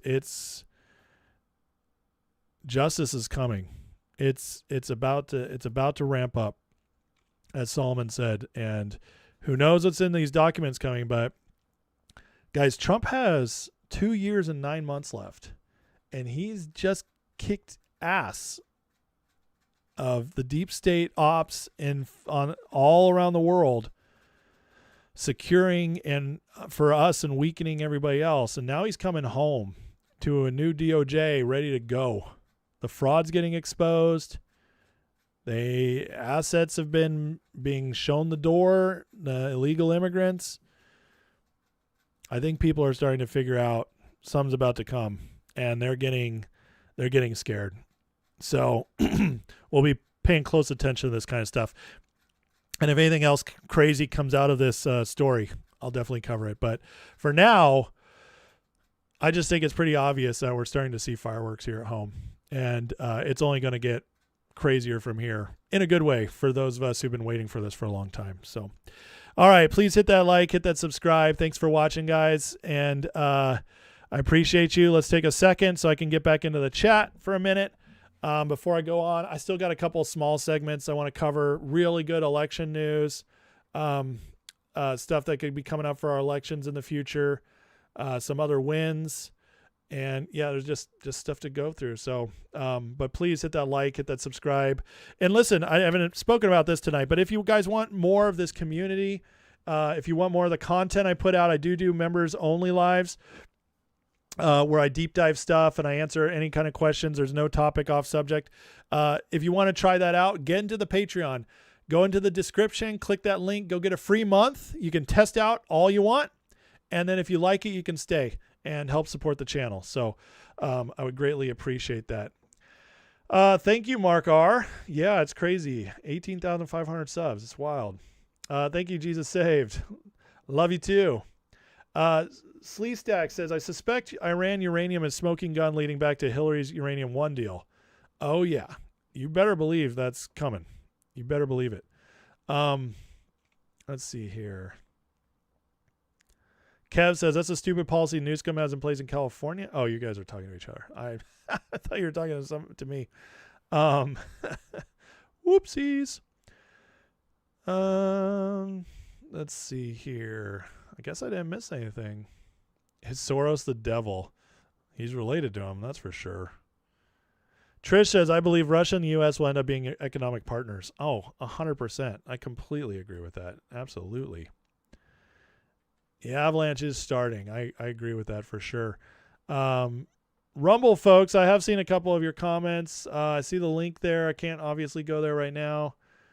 The salt must flow. I love it. You guys are great, man. You've really been blowing up the chat tonight. It's good stuff. Not as many as last night, though. I guess my thumbnail bored people. That's all right. It's we still got a great crowd here. So, did I hear about Virginia voting charges? No. There's new charges on Virginia? No, I missed that. Okay, let's get into it. I still got more to go through, and I need to, it's getting late, and I'm almost at 2 hours already. So hit the like, hit the subscribe. Let's get through it. I want to talk about this, where we're at in the election stuff, okay? So check this out. This is pretty amazing. 95% odds now on Cal Sheet that the Supreme Court's going to weaken the Voting Rights Act. That, my friends, is massive, okay? So everybody's looking at this and they're like, yeah, how is this going to stand? This is unconstitutional from the beginning. It's, districting based on race. You just can't do that. So it's an easy overturn. And let's see what the results are going to be, though. Seth Keshel, who is the master of this stuff, says, I predict 11 to 13 seat GOP pickup by the time the dust settles once this is done. 11 to 13 seats. That's huge. That is huge. Sean Spicer is reporting the minority at SCOTUS slow walking the dissent in the VRA decision to prevent redistricting for the midterms. See, the longer they take, the less time there is to change it for the midterms. So they are slowing it down. They're trying not to get it out in time, but that tells you all you need to know, that it's going to be overturned. And who knows? It might still come out in time for the midterms, but that's huge. Okay. This along with the other redistricting where we've gained a couple seats, and then the demographic changes coming, guys, Democrats are screwed going forward. Again, they might win the House this year, but it's going to be a 2-year blip, and then it's done, because look at what's coming. This is a potential map of the South if the Supreme Court guts Section 2 of the VRA. Current map, Republicans 65, Democrats 24. Potential map, Republicans 77 to 12. And that's just the southern states. Bah, bah, bah. Winning, baby. And Trump, his approval is now up 10 points among Republicans in just the last month. So the trend is good. Remember, every poll by itself can be rigged. All the polls together tell you trends that are real. And so this is his approval is going up, and the Iran stuff, if that is if that ends up being a legit major win, it's going to be so good. The Americans are going to love that they just won a short war against one of the biggest enemies we've had for 50 years. So don't sleep on the effect that's going to have.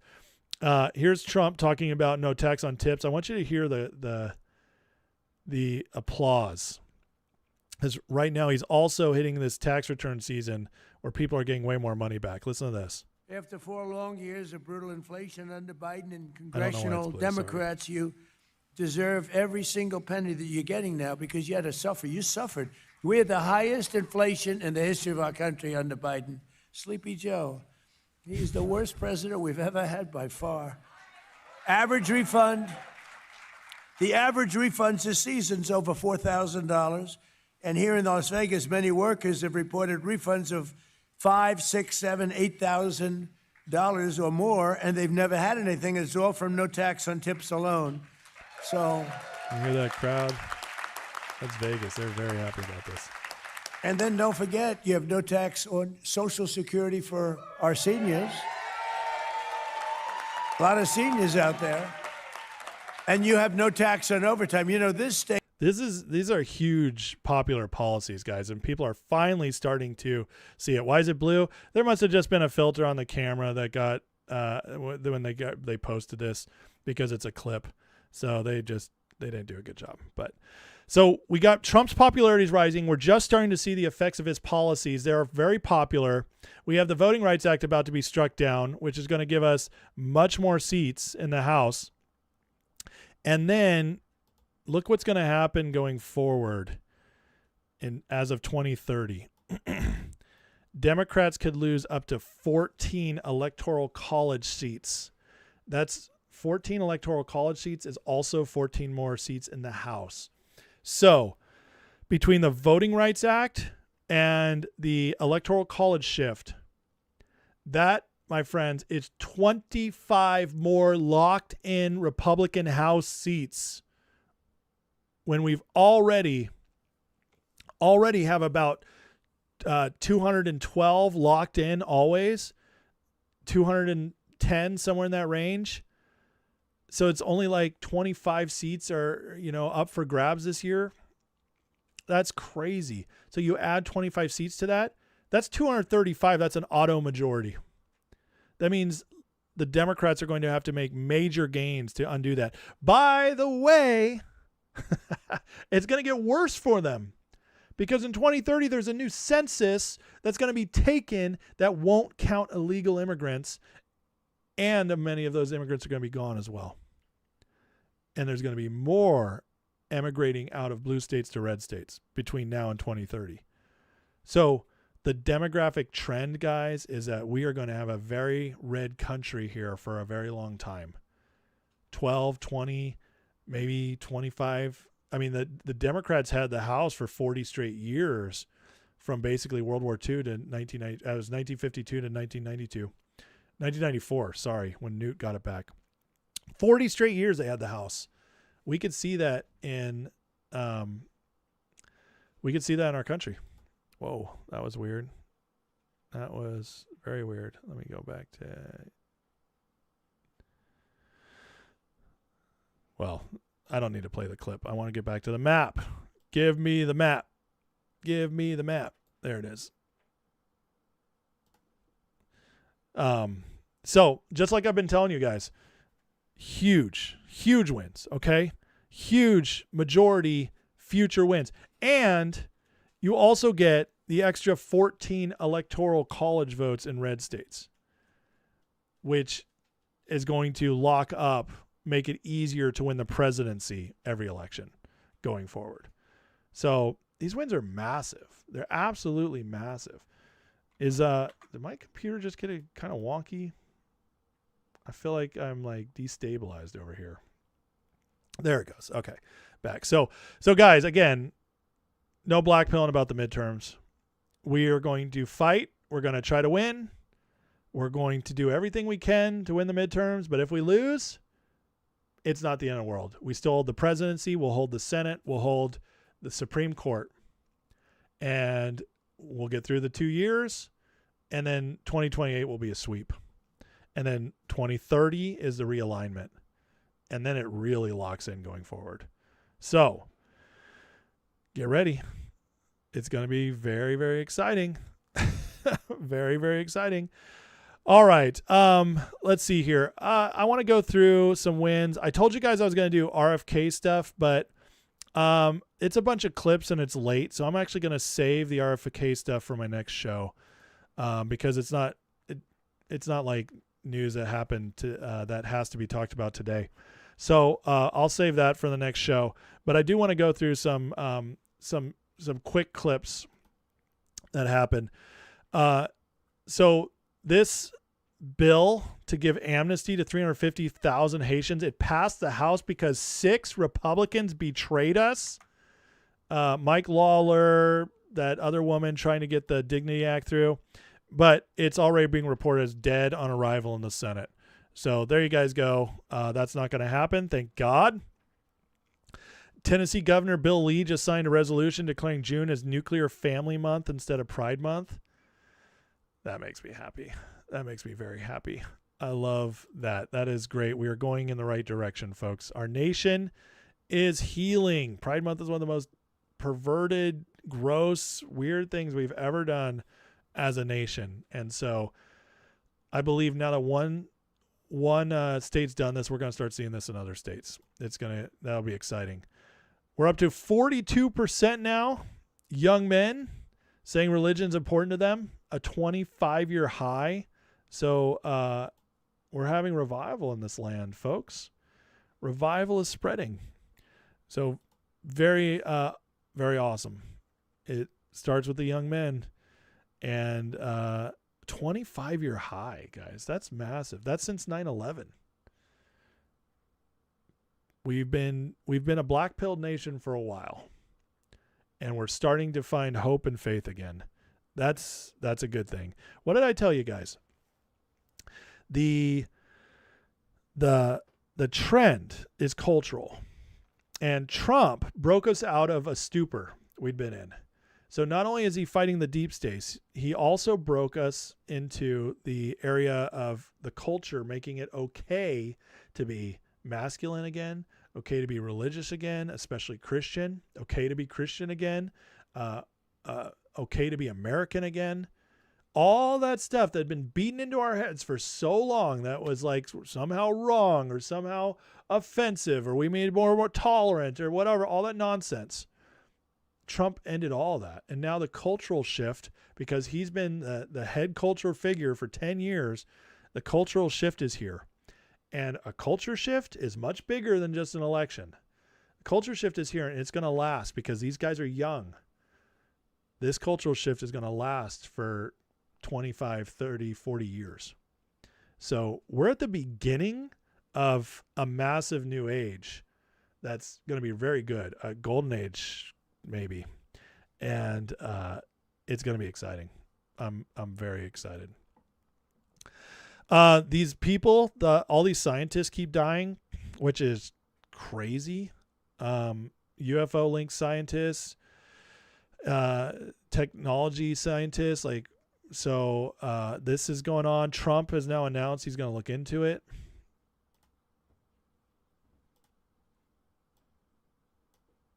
Scientists with access to classified stuff, nuclear material, aerospace, they've all gone missing or turned up dead in the last couple months.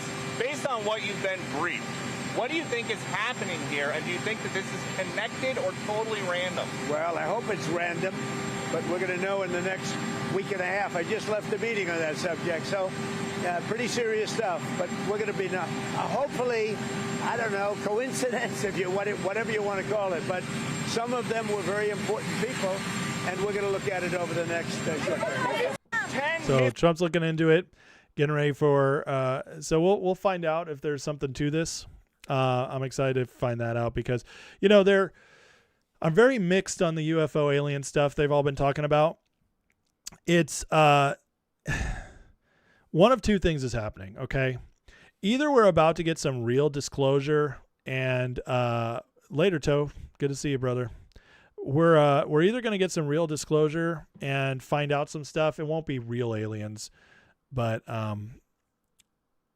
we might get some technology stuff. We might get the aliens are demons. It's what they are. They can call them interdimensional beings, but that's still a demon. So we're either going to get real stuff, or this is a psyop to scare the world, to distract the world by the deep state, trying to get us to look past what Trump's doing. It's one of the two. We'll find out. We'll find out.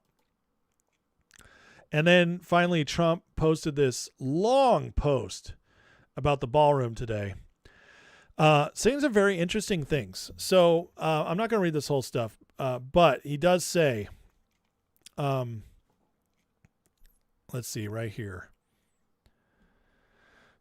This great gift to America is trying to get delayed or doesn't get built. It's attempting to prevent future presidents, world leaders from having a safe and secure large-scale meeting place.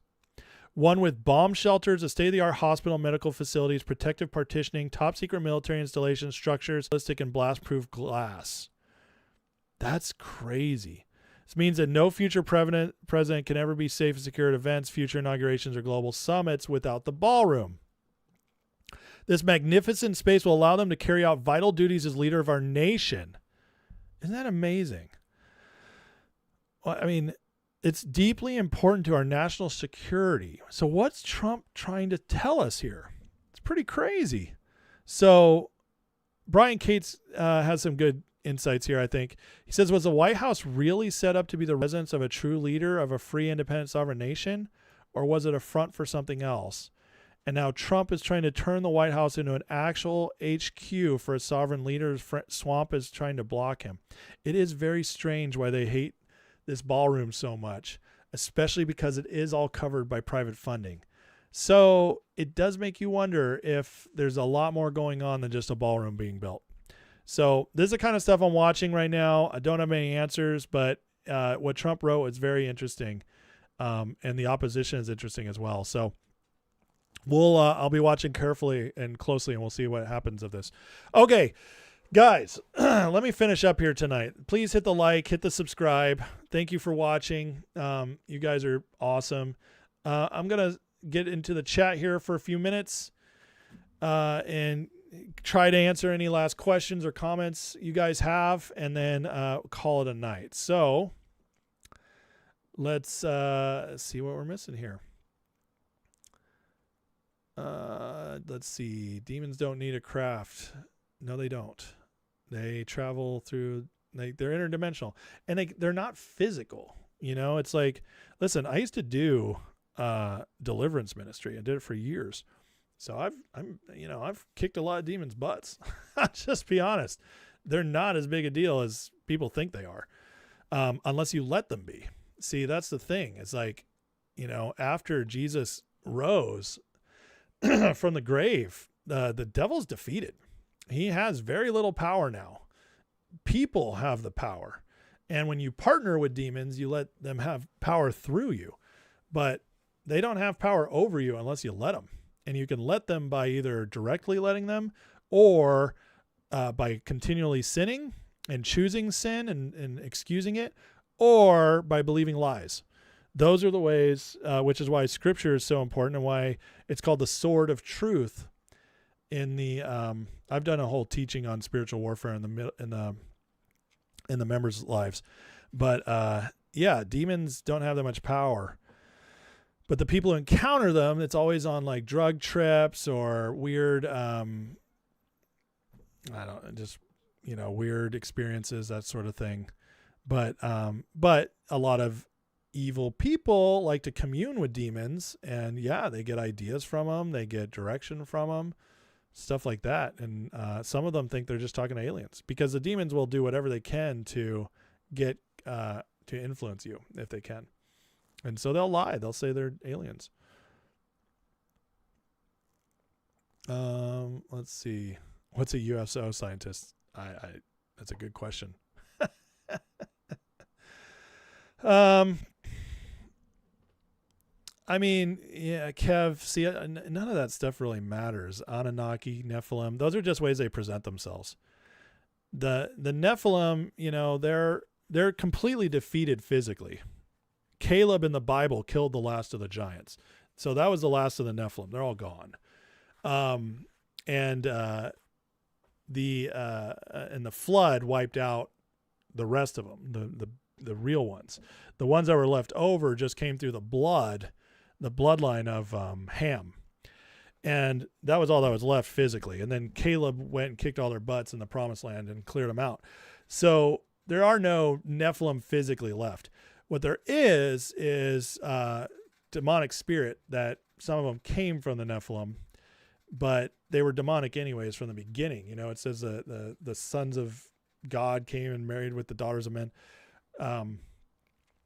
And so, but that's, you know, they were still demons, and they really don't have much power, but they like to present themselves as all these other things because they want us to focus on it. They want us to spend a lot of time, and energy focusing on all this lore and stuff and getting spooked out and getting creeped out. And, oh, they're so powerful. And they want to lie to us about how powerful they are, but they're not. They're just not that powerful at all. I did hear about the red hair giant American soldiers came into contact with it against it. Yes, I've heard that story, but I don't believe it. I just need some more proof to that. I've heard stories like that my whole life, and the fact that nothing's ever been captured on camera is crazy. So crypto ethnics, I just don't believe that. I'm sorry. I just don't. I think that's all nonsense.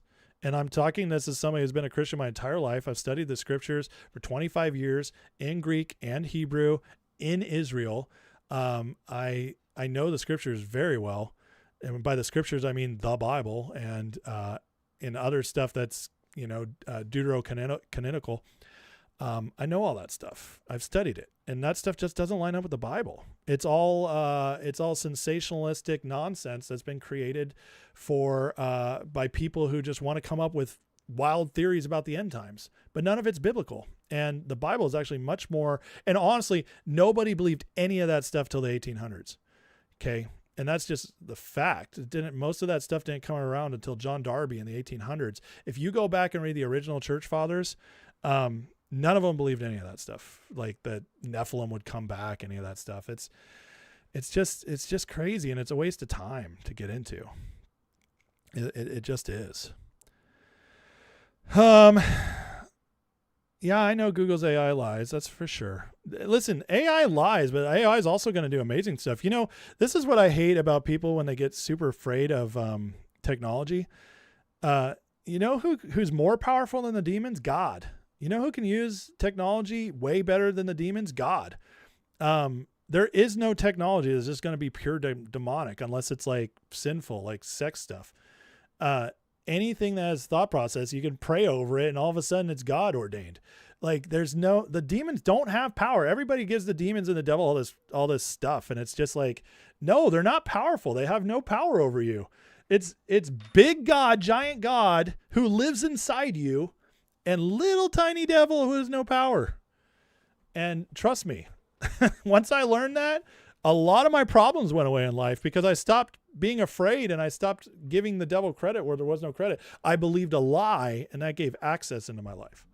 AI can be used for good or evil. Absolutely. Just like the internet, just like this glass here could be used for good or evil. You know, just like my hat could be used for good or evil. I could, you know, beat somebody with it. It's a tool.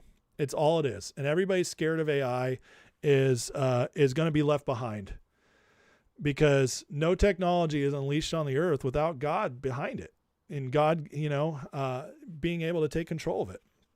So you got to ask yourself if you're going to be afraid, or if you're going to know that the God of all creation, the most powerful being there is, lives inside you and is on your side, and has promised that no evil can ever harm you, you know, and that he'll never leave you nor forsake you.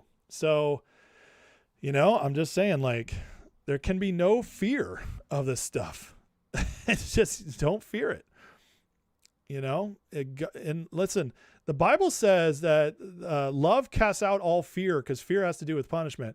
So if you have fear in your life, it's not from God. God is love. You can't have any fear if you're looking through things from a godly perspective. I think the data centers can be very bad unless they're done right. I do. They got to figure that out for sure. Peter says, I'm wondering about a deep reflection prayer, news and history recap of positive accomplishments since July 13, 2024, Butler on the 1-year anniversary. You know, Peter, I'll think about it. Okay. You don't have to fear God's wrath, Kev. Jesus took on God's wrath. There's no wrath left for Christians. There just isn't. Once you're in Jesus, you don't have to fear wrath at all. And in fact, most people don't have to fear God's wrath either. They do have to fear his, the awe and wonder of God and the fear of not choosing him and the eternal consequences of that. You have to fear the consequences of sin, which are death. But that's not for Christians. Christians have no fear of wrath at all. God took out a lot. Well, I'm not going to get into that teaching because I'll be here too long. You guys could go through my, see, I don't agree with you, Crypto, but I have a whole different theology about the end times than that. There is no, listen, I'll just tell you guys, and you guys can go crazy over this all yourselves, or you can go watch my teachings on it and get the deeper stuff, or we'll talk about it maybe on a members live because I don't have time to get into it tonight. But there's no beast coming. There's no Antichrist. There's an Antichrist spirit in the world, but there'll never be a physical Antichrist. There's no third temple. There's no red heifer. There's Israel is not the Israel of the Bible. It's like none of this stuff adds up. No church fathers believe that. That was all created by John Darby in the 1800s. And we all got duped by it, including me most of my life, because John Darby, his notes were put in the Scofield Study Bible, which were the first study Bible ever put out into America. And so whenever people read about stuff they didn't understand the Bible, they read the Scofield notes, which were Darby's notes on the end times. And so we believed all this nonsense that Darby created, and no church fathers believed. Nobody St. Augustine didn't believe it. Early church fathers didn't believe it. We were duped. Most of our end times theology in the West is a psyop. It was used against us by the devil, by City of London, who, by the way, City of London and Jews helped put together the Scofield Bible. And unfortunately, it's just a sad reality. And the end times are not nearly as scary as they're painted out to be. In fact, it's much more triumphant. Jesus is coming back, but it's not to a broken church. It's to a ready bride, as Revelation 19 says, which means a bride that's beautiful and radiant. And the increase of Christ's government never ends, Isaiah 60. So there is no backwards. And Matthew 24, all that scary stuff, that was about the destruction of Jerusalem in AD 70. Because Jesus himself says, when the disciples ask him, hey, Jesus is like, you see these stones at the temple? None of them will be upon each other. And the disciples say, well, when will that happen? And Jesus says, I tell you, by the end of this generation, which is 40 years, this will happen. He said in AD 30, temple destroyed, AD 70. That's a generation. And then he goes the whole of Matthew 24, gives them all the warning signs of the destruction of Jerusalem. And guess what? Because they listened to him, not one Christian died in the destruction of Jerusalem. They all ran to the hills as Jesus told them to. So listen, I could go on about this forever. I've studied it extensively. It's just, all that stuff is lies. Mark of the beast, never going to happen. It's just like all that stuff you don't have to worry about. It's never going to happen. There's a reason people predict it all the time for the last 50 years. Hal Lindsey, thank you. What a fraud that guy was. There's a reason people have predicted all this stuff off and on nonstop for 50 years and it never happens, because it's never going to happen that way. It's just all lies, and it's sad. It's sad that we were all raised in that, but like, we are a triumphal people. We're living in triumph. We are winning the war. We are spreading across the earth. Jesus died and there were a couple hundred Christians. Now there are 2.5, 2.7 billion Christians, depending on where you look. That's 1/3 of the globe in just 2,000 years. And the world's gotten better. Way less poverty, way less starving, medical life expectancy's up everywhere. Children aren't dying as early. Yeah, there's terrible stuff that still happens because there's still darkness and evil in the world. And that's our job, to keep getting rid of it. And we'll go as far as we can until Jesus comes back.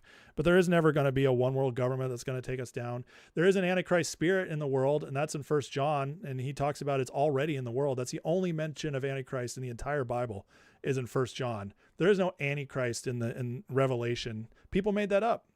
John Darby made that up. So you just, like, once you understand the actual Bible, and Roger asked, what was the mark of the beast if it already occurred? Under Nero, he told Christians and all citizens of Rome that if they didn't wear his mark and bow to him, they couldn't partake in the marketplace.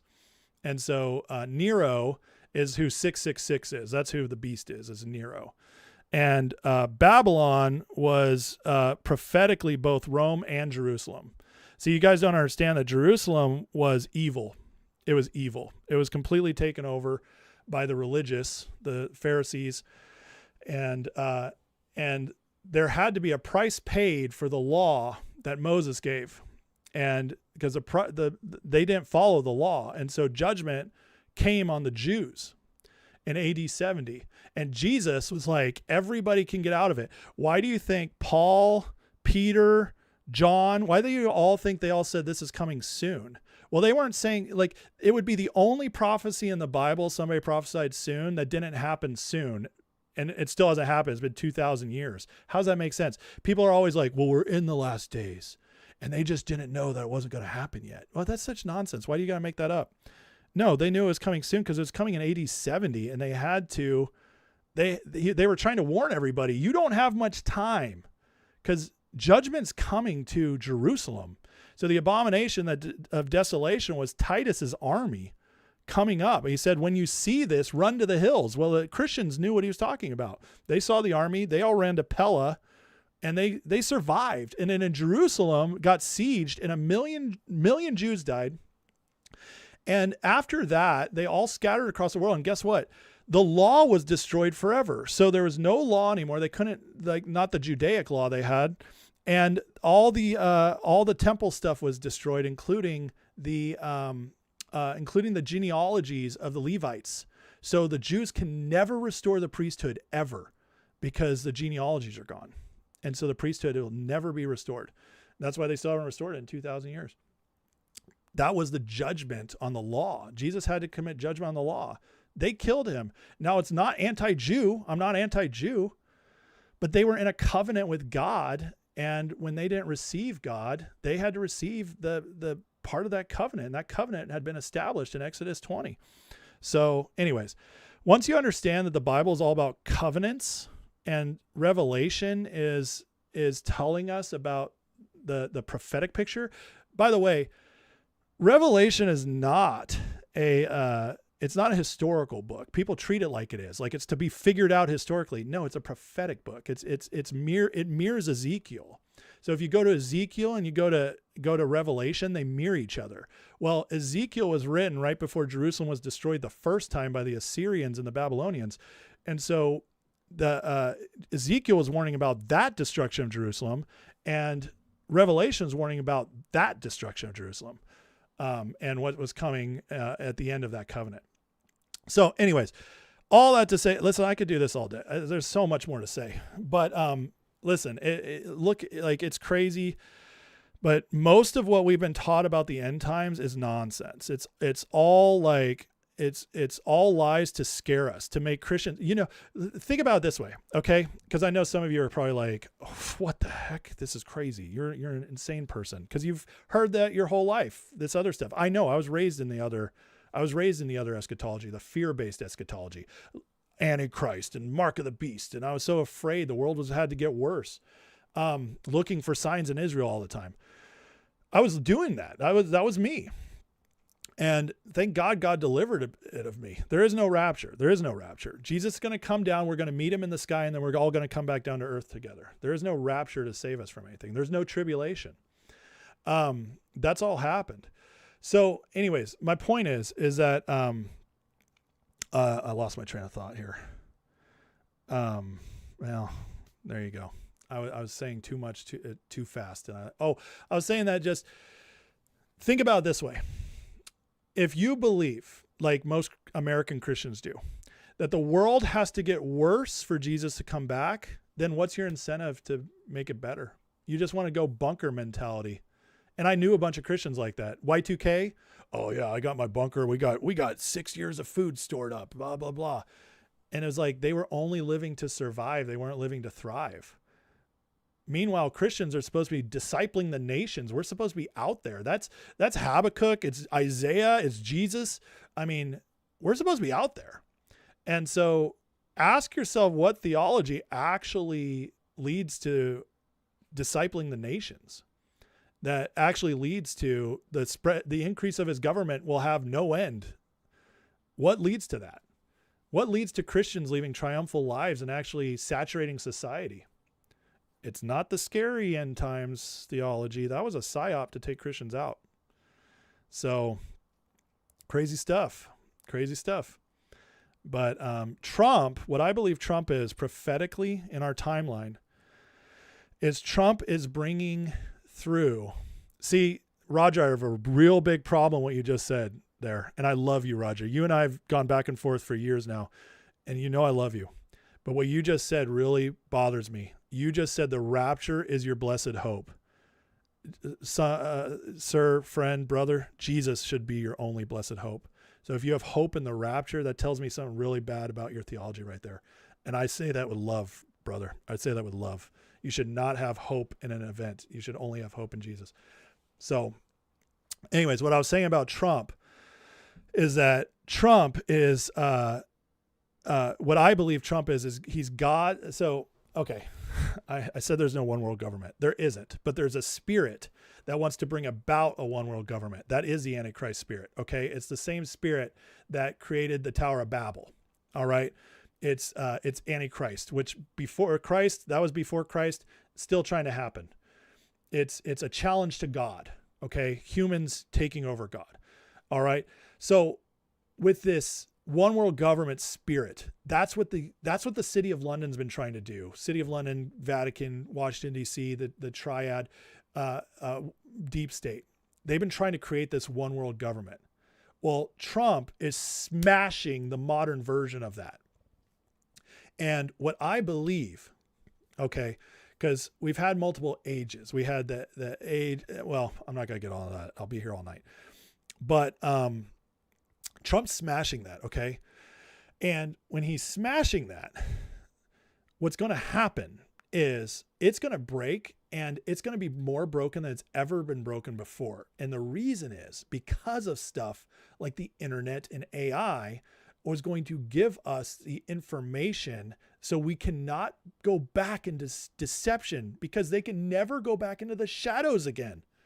Because, excuse me, this will be the first time in history mankind has been freed from something this major, and we also all had access to knowledge still. In the past, say when the Roman Empire fell or whatever, you went into a time of darkness because that held everything together and people couldn't communicate with each other without that infrastructure. Well, now we have the internet. And because of that, we'll never lose all that information. We're and on top of that, we all can read now. They all couldn't read in the past when these things happened. So this will be the most massive jump forward in humanity that has ever happened once Trump defeats this enemy. Okay. So yeah, Roger, listen, man, you don't have to take my word for it, but I would like you to read some books that actually open your mind to it so you can compare who's interpreting the Bible better. Is it this or is it this? And if you're ever interested in that, I got some books for you. Okay. And then, cause that's what happened to me. I believed exactly as you did. And then I had somebody else explain the Bible to me, and they were able to do it more comprehensively and in ways that, and I don't mean a person did it like to my face. I mean, through books, but I found things that interpreted the Bible in ways that made so much more sense and added up. And so I didn't have to guess about like, what's going to be the one world government? What's going to be the Antichrist? Instead, it was like, no, if you read it through this, it all makes sense. And I was like, eyes opened. Plus I had an encounter with God that got me on that journey. So that's what I'll say to that. Okay. But if you guys are interested, I did an entire teaching on this. It's very long. It's like 15 parts. It's under the playlist on my channel. Just go to Understanding the Whole Bible. I take you through the whole beginning of the Bible to the end. Not every verse, not every chapter, but the covenants, every way of reading the Bible, every reason, every interpretation of the Bible, and how to understand the Bible as it was written in the context of its day, which is honestly the only way we should read the Bible, because that opens up the truth for it. So, okay, man, you guys got another what, 20 minutes out of me, 30 minutes out of me. Listen, I love politics. I love pop culture. I love all this stuff, but I really love my Bible. And you guys get me talking on my Bible, I will talk about it all night. You guys want to get me talking, talk about the Bible. I love it. I love Jesus so much, man. He's the best. He is the best.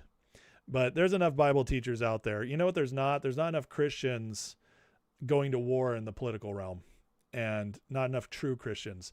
And my metron of influence that God has called me to is this political sphere. And so that's where I'm at. That's my calling. But man, I love my Bible. I do. I love it so much. And so that's why I do this. But there's enough people out there doing great stuff on the Bible. I don't need to go into that world anymore. God called me out of it, and now I know why. Because as far as I know, there's nobody doing what I'm doing politically. There's a lot of conservatives that are close, but there's no one doing what I'm doing, marrying it to the theological perspective as much. I don't think so. Anyways. You guys are the best. You guys are the best. Let me see if I'm missing anything else. Real Jack said, I watch several political YouTube channels. Most are anti-Trump. They have a ton of subscribers. Yeah, they do. They don't like me very much. You don't have to hate you can hate my Niners cap. That's fine. But all I'll say is I'm obviously more holy than all of you because of my beliefs. And so the Niners must be the most holy team. Just saying. That's a joke. That's a joke. It'll be funny. Don't clip that. But I will say this. The Niners do have the most MAGA players on their team. Just saying. Brock Purdy, Bosa, Warner, McCaffrey. I'm just saying they're all MAGA. Bosa's the only football player who took a penalty for wearing a MAGA hat on live on Sunday Night Football. So there you go. Ellen Hunt says, libertarianism as a whole, do as thou wilt and not as Christian. I agree with you. Libertarianism, you know what libertarian was actually created? Libertarian was created by MI6. Yep. That's not even a joke. Go research it. Let's see. Peter says, you know your stuff, not just saying that. I would hope so. I've done the time. And I don't mean that in an arrogant way. I just mean that, like, listen, so when I was younger, I was always drawn to understanding God. And my dad was a priest. And he told me one day when I was asking him, I was like, why is this disagreements in the church? My dad pulled me aside and he said, son, listen, he said, all this tradition, it can be wonderful. There's beauty in it. He said, but always just trust the Bible for truth. He's like, this isn't truth. It can be beautiful. It can express truth, but the Bible's truth. And he put that in me and I got hooked. And so I wanted to know. And so I started reading my Bible at 12 years old, started really studying it around 18. And then I've just been on a journey for 30 years now of learning my Bible, learning, see, I didn't just do what a lot of people do, which is just read their Bible and think it'll interpret itself. I went to the old church fathers. I was like, I want to learn from all those who lived as close to Jesus as possible. I learned from them. I learned Greek and Hebrew so I could study the Bible in its original writings, its original interpretations, not English, because stuff gets lost in English. I learned about their lifestyle, the Jews' lifestyle, and learned covenants so I could understand how God wrote covenants with them. I went to Israel and studied and toured Israel while studying for 3 weeks. And so I could get there. And I had a guide who was Jewish who taught me how the Jews read the Old Testament. So I learned that perspective. And besides that, you guys can't see it. I have bookshelves here, 300, 400 books I've read. I have spent more time studying the Bible than probably 99.5% of people that are Christians. And so, yeah, I better know my stuff. And I'm not saying I'm right on everything. Nobody knows everything. Okay. Nobody. God says, Paul wrote, we all see in part, we all know in part. Nobody knows it all.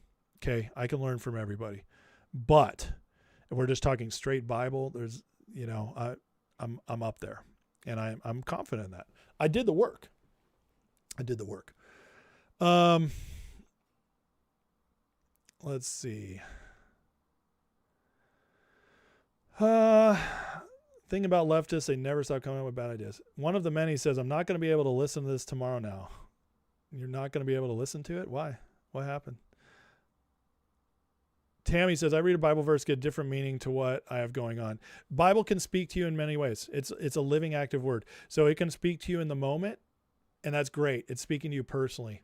And then it can speak historically. It can speak interpretively to understand God, all that stuff. So Starseed said Tim Birch is not a good guy. I'll watch him carefully. So far, I like him. But we'll see. Oh, you watched it tonight. Okay, I hear you. I thought you were trying to say something else. Ethiopian Bible. I think the Ethiopian Bible has a lot of good stuff. And I wouldn't call it canon, but that doesn't mean it's not valuable. Okay, you can be not canon, but you can still have a lot of value. You can be pseudo-epigraphal, okay, or apocryphal, and have a lot of value and not be bad. It's not your anti-biblical, it's just extra biblical. See, the canon is very specific, and it's all about the covenants. Okay, and it's the story of Jesus, okay, beginning to end. It's the story of the covenants up through Jesus and that final covenant. So we can understand that. It also, the Bible, all the authors, they knew exactly who they were. Okay, that's important. When it comes to Enoch, nobody knows who wrote the book of Enoch. What's believed is that the first book of Enoch, which is quoted by Jude in the Bible, so we know it's okay. But the first book of Enoch, they could never prove that Enoch himself wrote it. So what they believe is that Enoch, it was a tradition passed down of a spoken tradition that somebody finally wrote down. And so because Enoch himself didn't write it, they can't put it in the Bible. It's not like there's some conspiracy to keep it out. That's nonsense. That's what PSYOP people want to tell you so you doubt Christianity. The Bible is very well established. It wasn't put together by men. No, these men love Jesus. They had reasons for doing it. But Enoch books 2 and 3, don't trust. Nope. There's too much in there that's anti-biblical. But Enoch 1 stands up. It holds up. Kev, which encounter do you want to know? I've had several encounters with Jesus.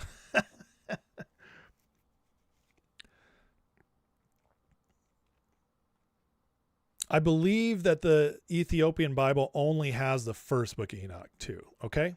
So, I do believe that, because the books 2 and 3 don't hold up biblically.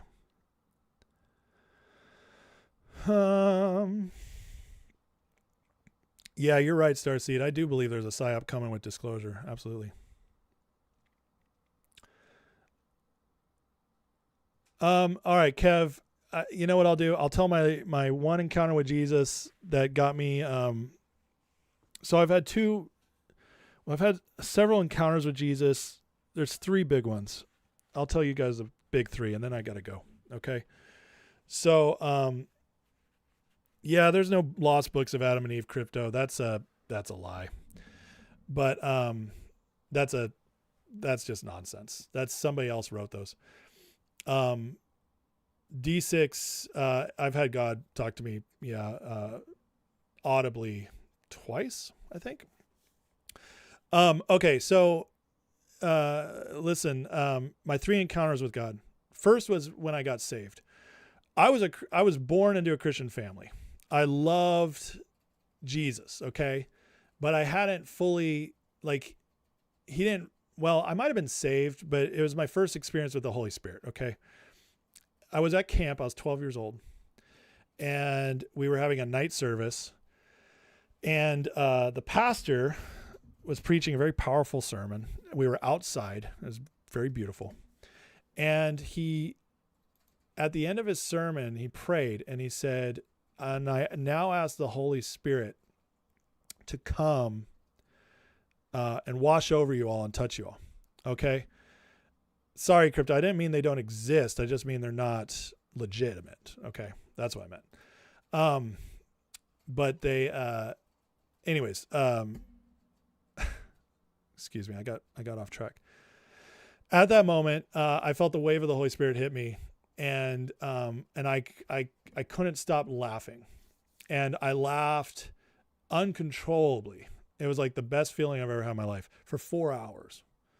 And when it lifted, I swear I was light as a feather. After that, I knew God was as real as could be. And I've never doubted. That was my first encounter with Jesus. I've had other encounters, but the other big one was, in regards to this chat, it was about the end time stuff. So when I was learning more about God, and I was learning that how good he actually was, and I was getting to experience him more and actually have a much deeper relationship with him one-on-one, and getting to actually know him as a friend, not just as somebody in a book, which I talked to him God before, but just this was a much deeper level. I had to get rid of something inside me, which is called the orphan spirit in religious terms, but it was basically something believe in me that was disconnecting me from God a little bit, not like I was a sinner or anything like that. It just was keeping me from having a deeper relationship. Once I broke through that, through some healing, I was able to have this deeper relationship with God, and he was so good. And I was like, man, God, I really struggle because you are so much better and so much kinder and so much like more for us than I ever could have imagined. And I believed it all like theologically before, but now that I'm experiencing it, it's just on another level. And I remember asking him, I'm like, I don't understand how you could do all this stuff in the end times. Like, I just don't understand it. And I was like, but I trust you, you're God, you can do whatever you want. And I felt the Lord say, like, don't even think about the end times right now. Put it on the shelf. Just worry about getting to know me. And I was like, okay. So I just put Revelation stuff on the shelf. I'd studied it for 10 years. Okay. And so it was hard for me. I was always trying to figure it out, but I put it away. I was like, God, I'm not going to touch Revelation and end time stuff again until you tell me to. So I did. And I just stayed in the rest of the Bible. Okay. New Testament, especially, but the rest of the Bible, getting to know Jesus, getting to know God more, getting to know like life stuff, how to walk with God. 3 years later, my brother died on my birthday, and I got the call. He died in his sleep, and he had an asthma attack in his sleep, and the ambulance couldn't get to him in time. And my brother had been into drugs and stuff, so his body was much weaker than it should have been. Very sad. I went out to bury him. And when I went out to bury him, I had a meeting with a good friend of mine I hadn't seen in a couple of years because he was in California, I was in Texas. I went to go see him and pray with him and stuff. And my friend, who's just one of the best men I've ever known, he said, hey, man, I feel really led to give you this book. And he handed me this book, and I was like, okay. And it was a book about the end times. And I was like, well, that's interesting. And as soon as he handed it to me, I heard clear as day, now. And I knew God was saying, it's time. It's time to go back and go back into studying this stuff. So he gave me that book, and I took it on the airplane, 400-page book. I tore through that thing. I read it in 5 hours. Just could not put it down. And as I read that book, my spirit was coming to life. I felt like I was getting answers I'd been wondering about my whole life. And that took me on a journey of doing much, much more studying and much deeper stuff and just getting all the holes filled I could possibly find. And in a way that always lined up biblically. I would never believe anything that disproved the Bible or tried to disprove the Bible. And so that's my journey. That was my other encounter with God, hearing his voice audibly like that I knew I could, and then the last one I'll talk about is that when I had, it was about Trump. I was praying, and I've told many people on this before, but not all of you. I was praying about the election in 2016. I was getting ready to go vote for Marco Rubio, and I was having a meditation where I was just me and God hanging out. And out of nowhere, I hear, hey, you want to ask me anything? And I was like, I heard this like clear as day. I was like, yeah. And I heard, go get your journal. I said, okay. Got my journal, and I heard God be like, what do you want to know? I said, oh, I want to know who's going to be president. It's like when God asks you stuff, you're like, okay. And shock of shocks, he told me Donald Trump's going to be president, and basically that he was going to bring in a golden age. And it was the craziest thing. I wrote it all down. I have other things I asked God about on that too that I wrote down that are just between me and him, but most of them have come true. And it was an incredible encounter. And ever since then, I knew Trump was going to fulfill his mission. And so I've never doubted since then. So, yeah. Cryptos, Gnostics are evil. Not you, not modern, not like people are evil, but Gnosticism is evil. In 1 John, he talks about the spirit of Antichrist, and he's specifically talking about Gnosticism. So just so you know, man, anything Gnostic is evil. It's evil. It was the first major heresy in the church. And so it's anything Gnostic is as evil as it gets. It is just completely trying to deceive you away from Jesus. So don't ever get into anything Gnostic. It is bad. Like I said, it was the first, even John the Apostle was going after Gnosticism. In fact, the first book of John specifically is all about disproving Gnosticism. So just don't get into Gnosticism. Bad news. Very bad news. Let's see. Anyways. Yeah, you could tell like one of the bad things that happened was like the Gnostic Gospels getting rediscovered, and the whole Da Vinci Code thing was just a giant psyop against Christianity. So no, the Essenes were not Gnostic. No, that's a lie. Somebody might have told you that, and there might be some teachings about that, but they just weren't. See, the Gnostics, they were the Apostle John called them out. He was the first one to go against them. And he called him the spirit of Antichrist, because he specifically said anything that says Jesus wasn't the Christ. But that's not it. That's not the only thing. There's a bunch of stuff in there. And he's like, that's the spirit of Antichrist. And, because Jesus was a man, he lived in a physical body, and it's like, we're not all trying to just get to, non-physical material is not evil. In fact, if, the Genesis directly contradicts the idea that the material body is evil, because God created us man and woman. He said, this is good. So the flesh is good. It's weak. Paul calls it weak, but it's never called evil. Monism. That's another one. Yeah, that's another one. Not quite as bad as Gnosticism, but it's up there. Anyways. Yeah, those texts are not legit. You know who you should watch on this, Crypto? Because I can tell you have a deep desire to learn and really get the facts. You should go watch Wesley Huff on YouTube. He goes through a lot of this stuff, and he is brilliant. That man knows everything. Like, he is way smarter than me, and he can, his videos, I bet a bunch of them would answer most of your questions, but he can really break down all that stuff. So, but anyways, Gnosticism was the first. See, the Gnostic Gospels, John led the charge on finding all those and burning them. John, the disciple, the apostle, he's one of the reasons the charge was to get rid of the Gnostic. Like he started it, and then and through his people he taught, that first wave of church leaders. That's what led to wiping out the Gnostic Gospels. And it resurfaced years and years and years later, thousands of years later, because the devil is trying to deceive us all. But Gnosticism wasn't a deal for a couple thousand years, because early Christians did such a good job of getting rid of it, because it's such a deceptive heresy. So Jesus Save Me says, what did he sound like? What, God? I mean, it's just like, I mean, it's a voice, you have a connection with it. It's most of the time it's the still voice, like with Elijah in the cave. Most of the time it's a still small voice that you just have to listen for. Every once in a while he gets your attention with something louder, but I don't know. I mean, it sounds like authoritative and loving and wonderful and all that in the same time. So okay, let's see. Yeah, it's pretty rare people hear the the audible voice. Even people I know who have only heard it a couple times. So that's awesome, Trish. I love it.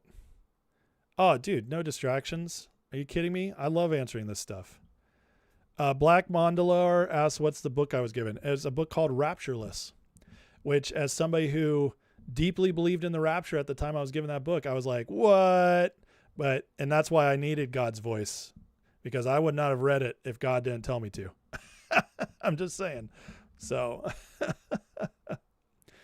anyways, guys, I got to go. Oh my God. It's 2:30. I have to work tomorrow.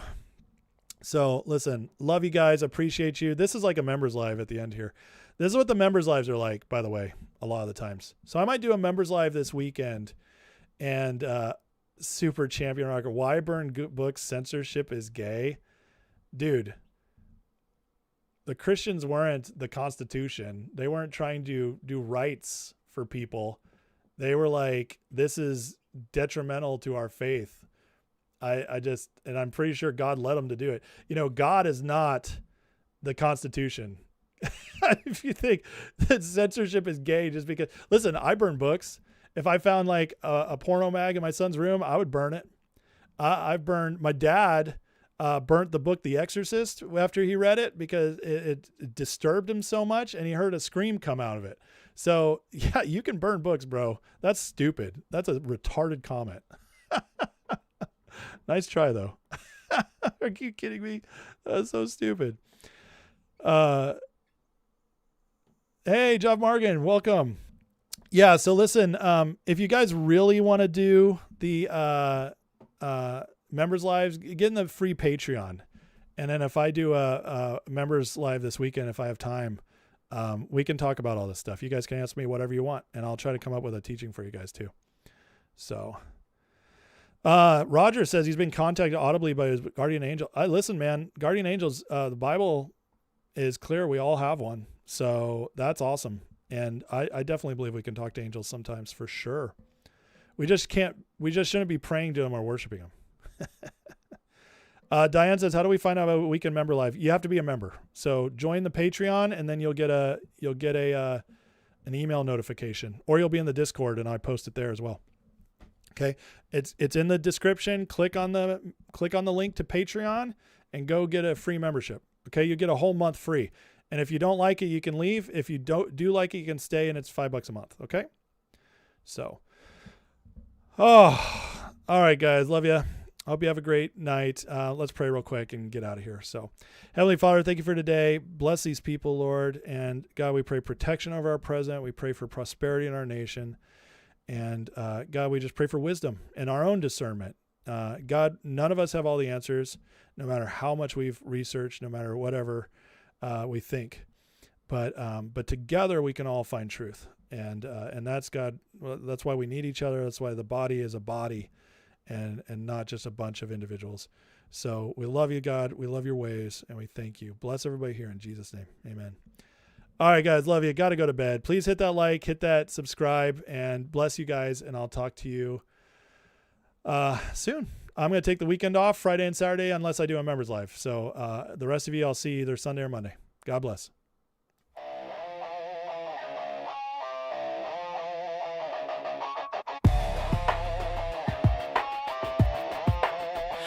Headlines screaming like a siren at night.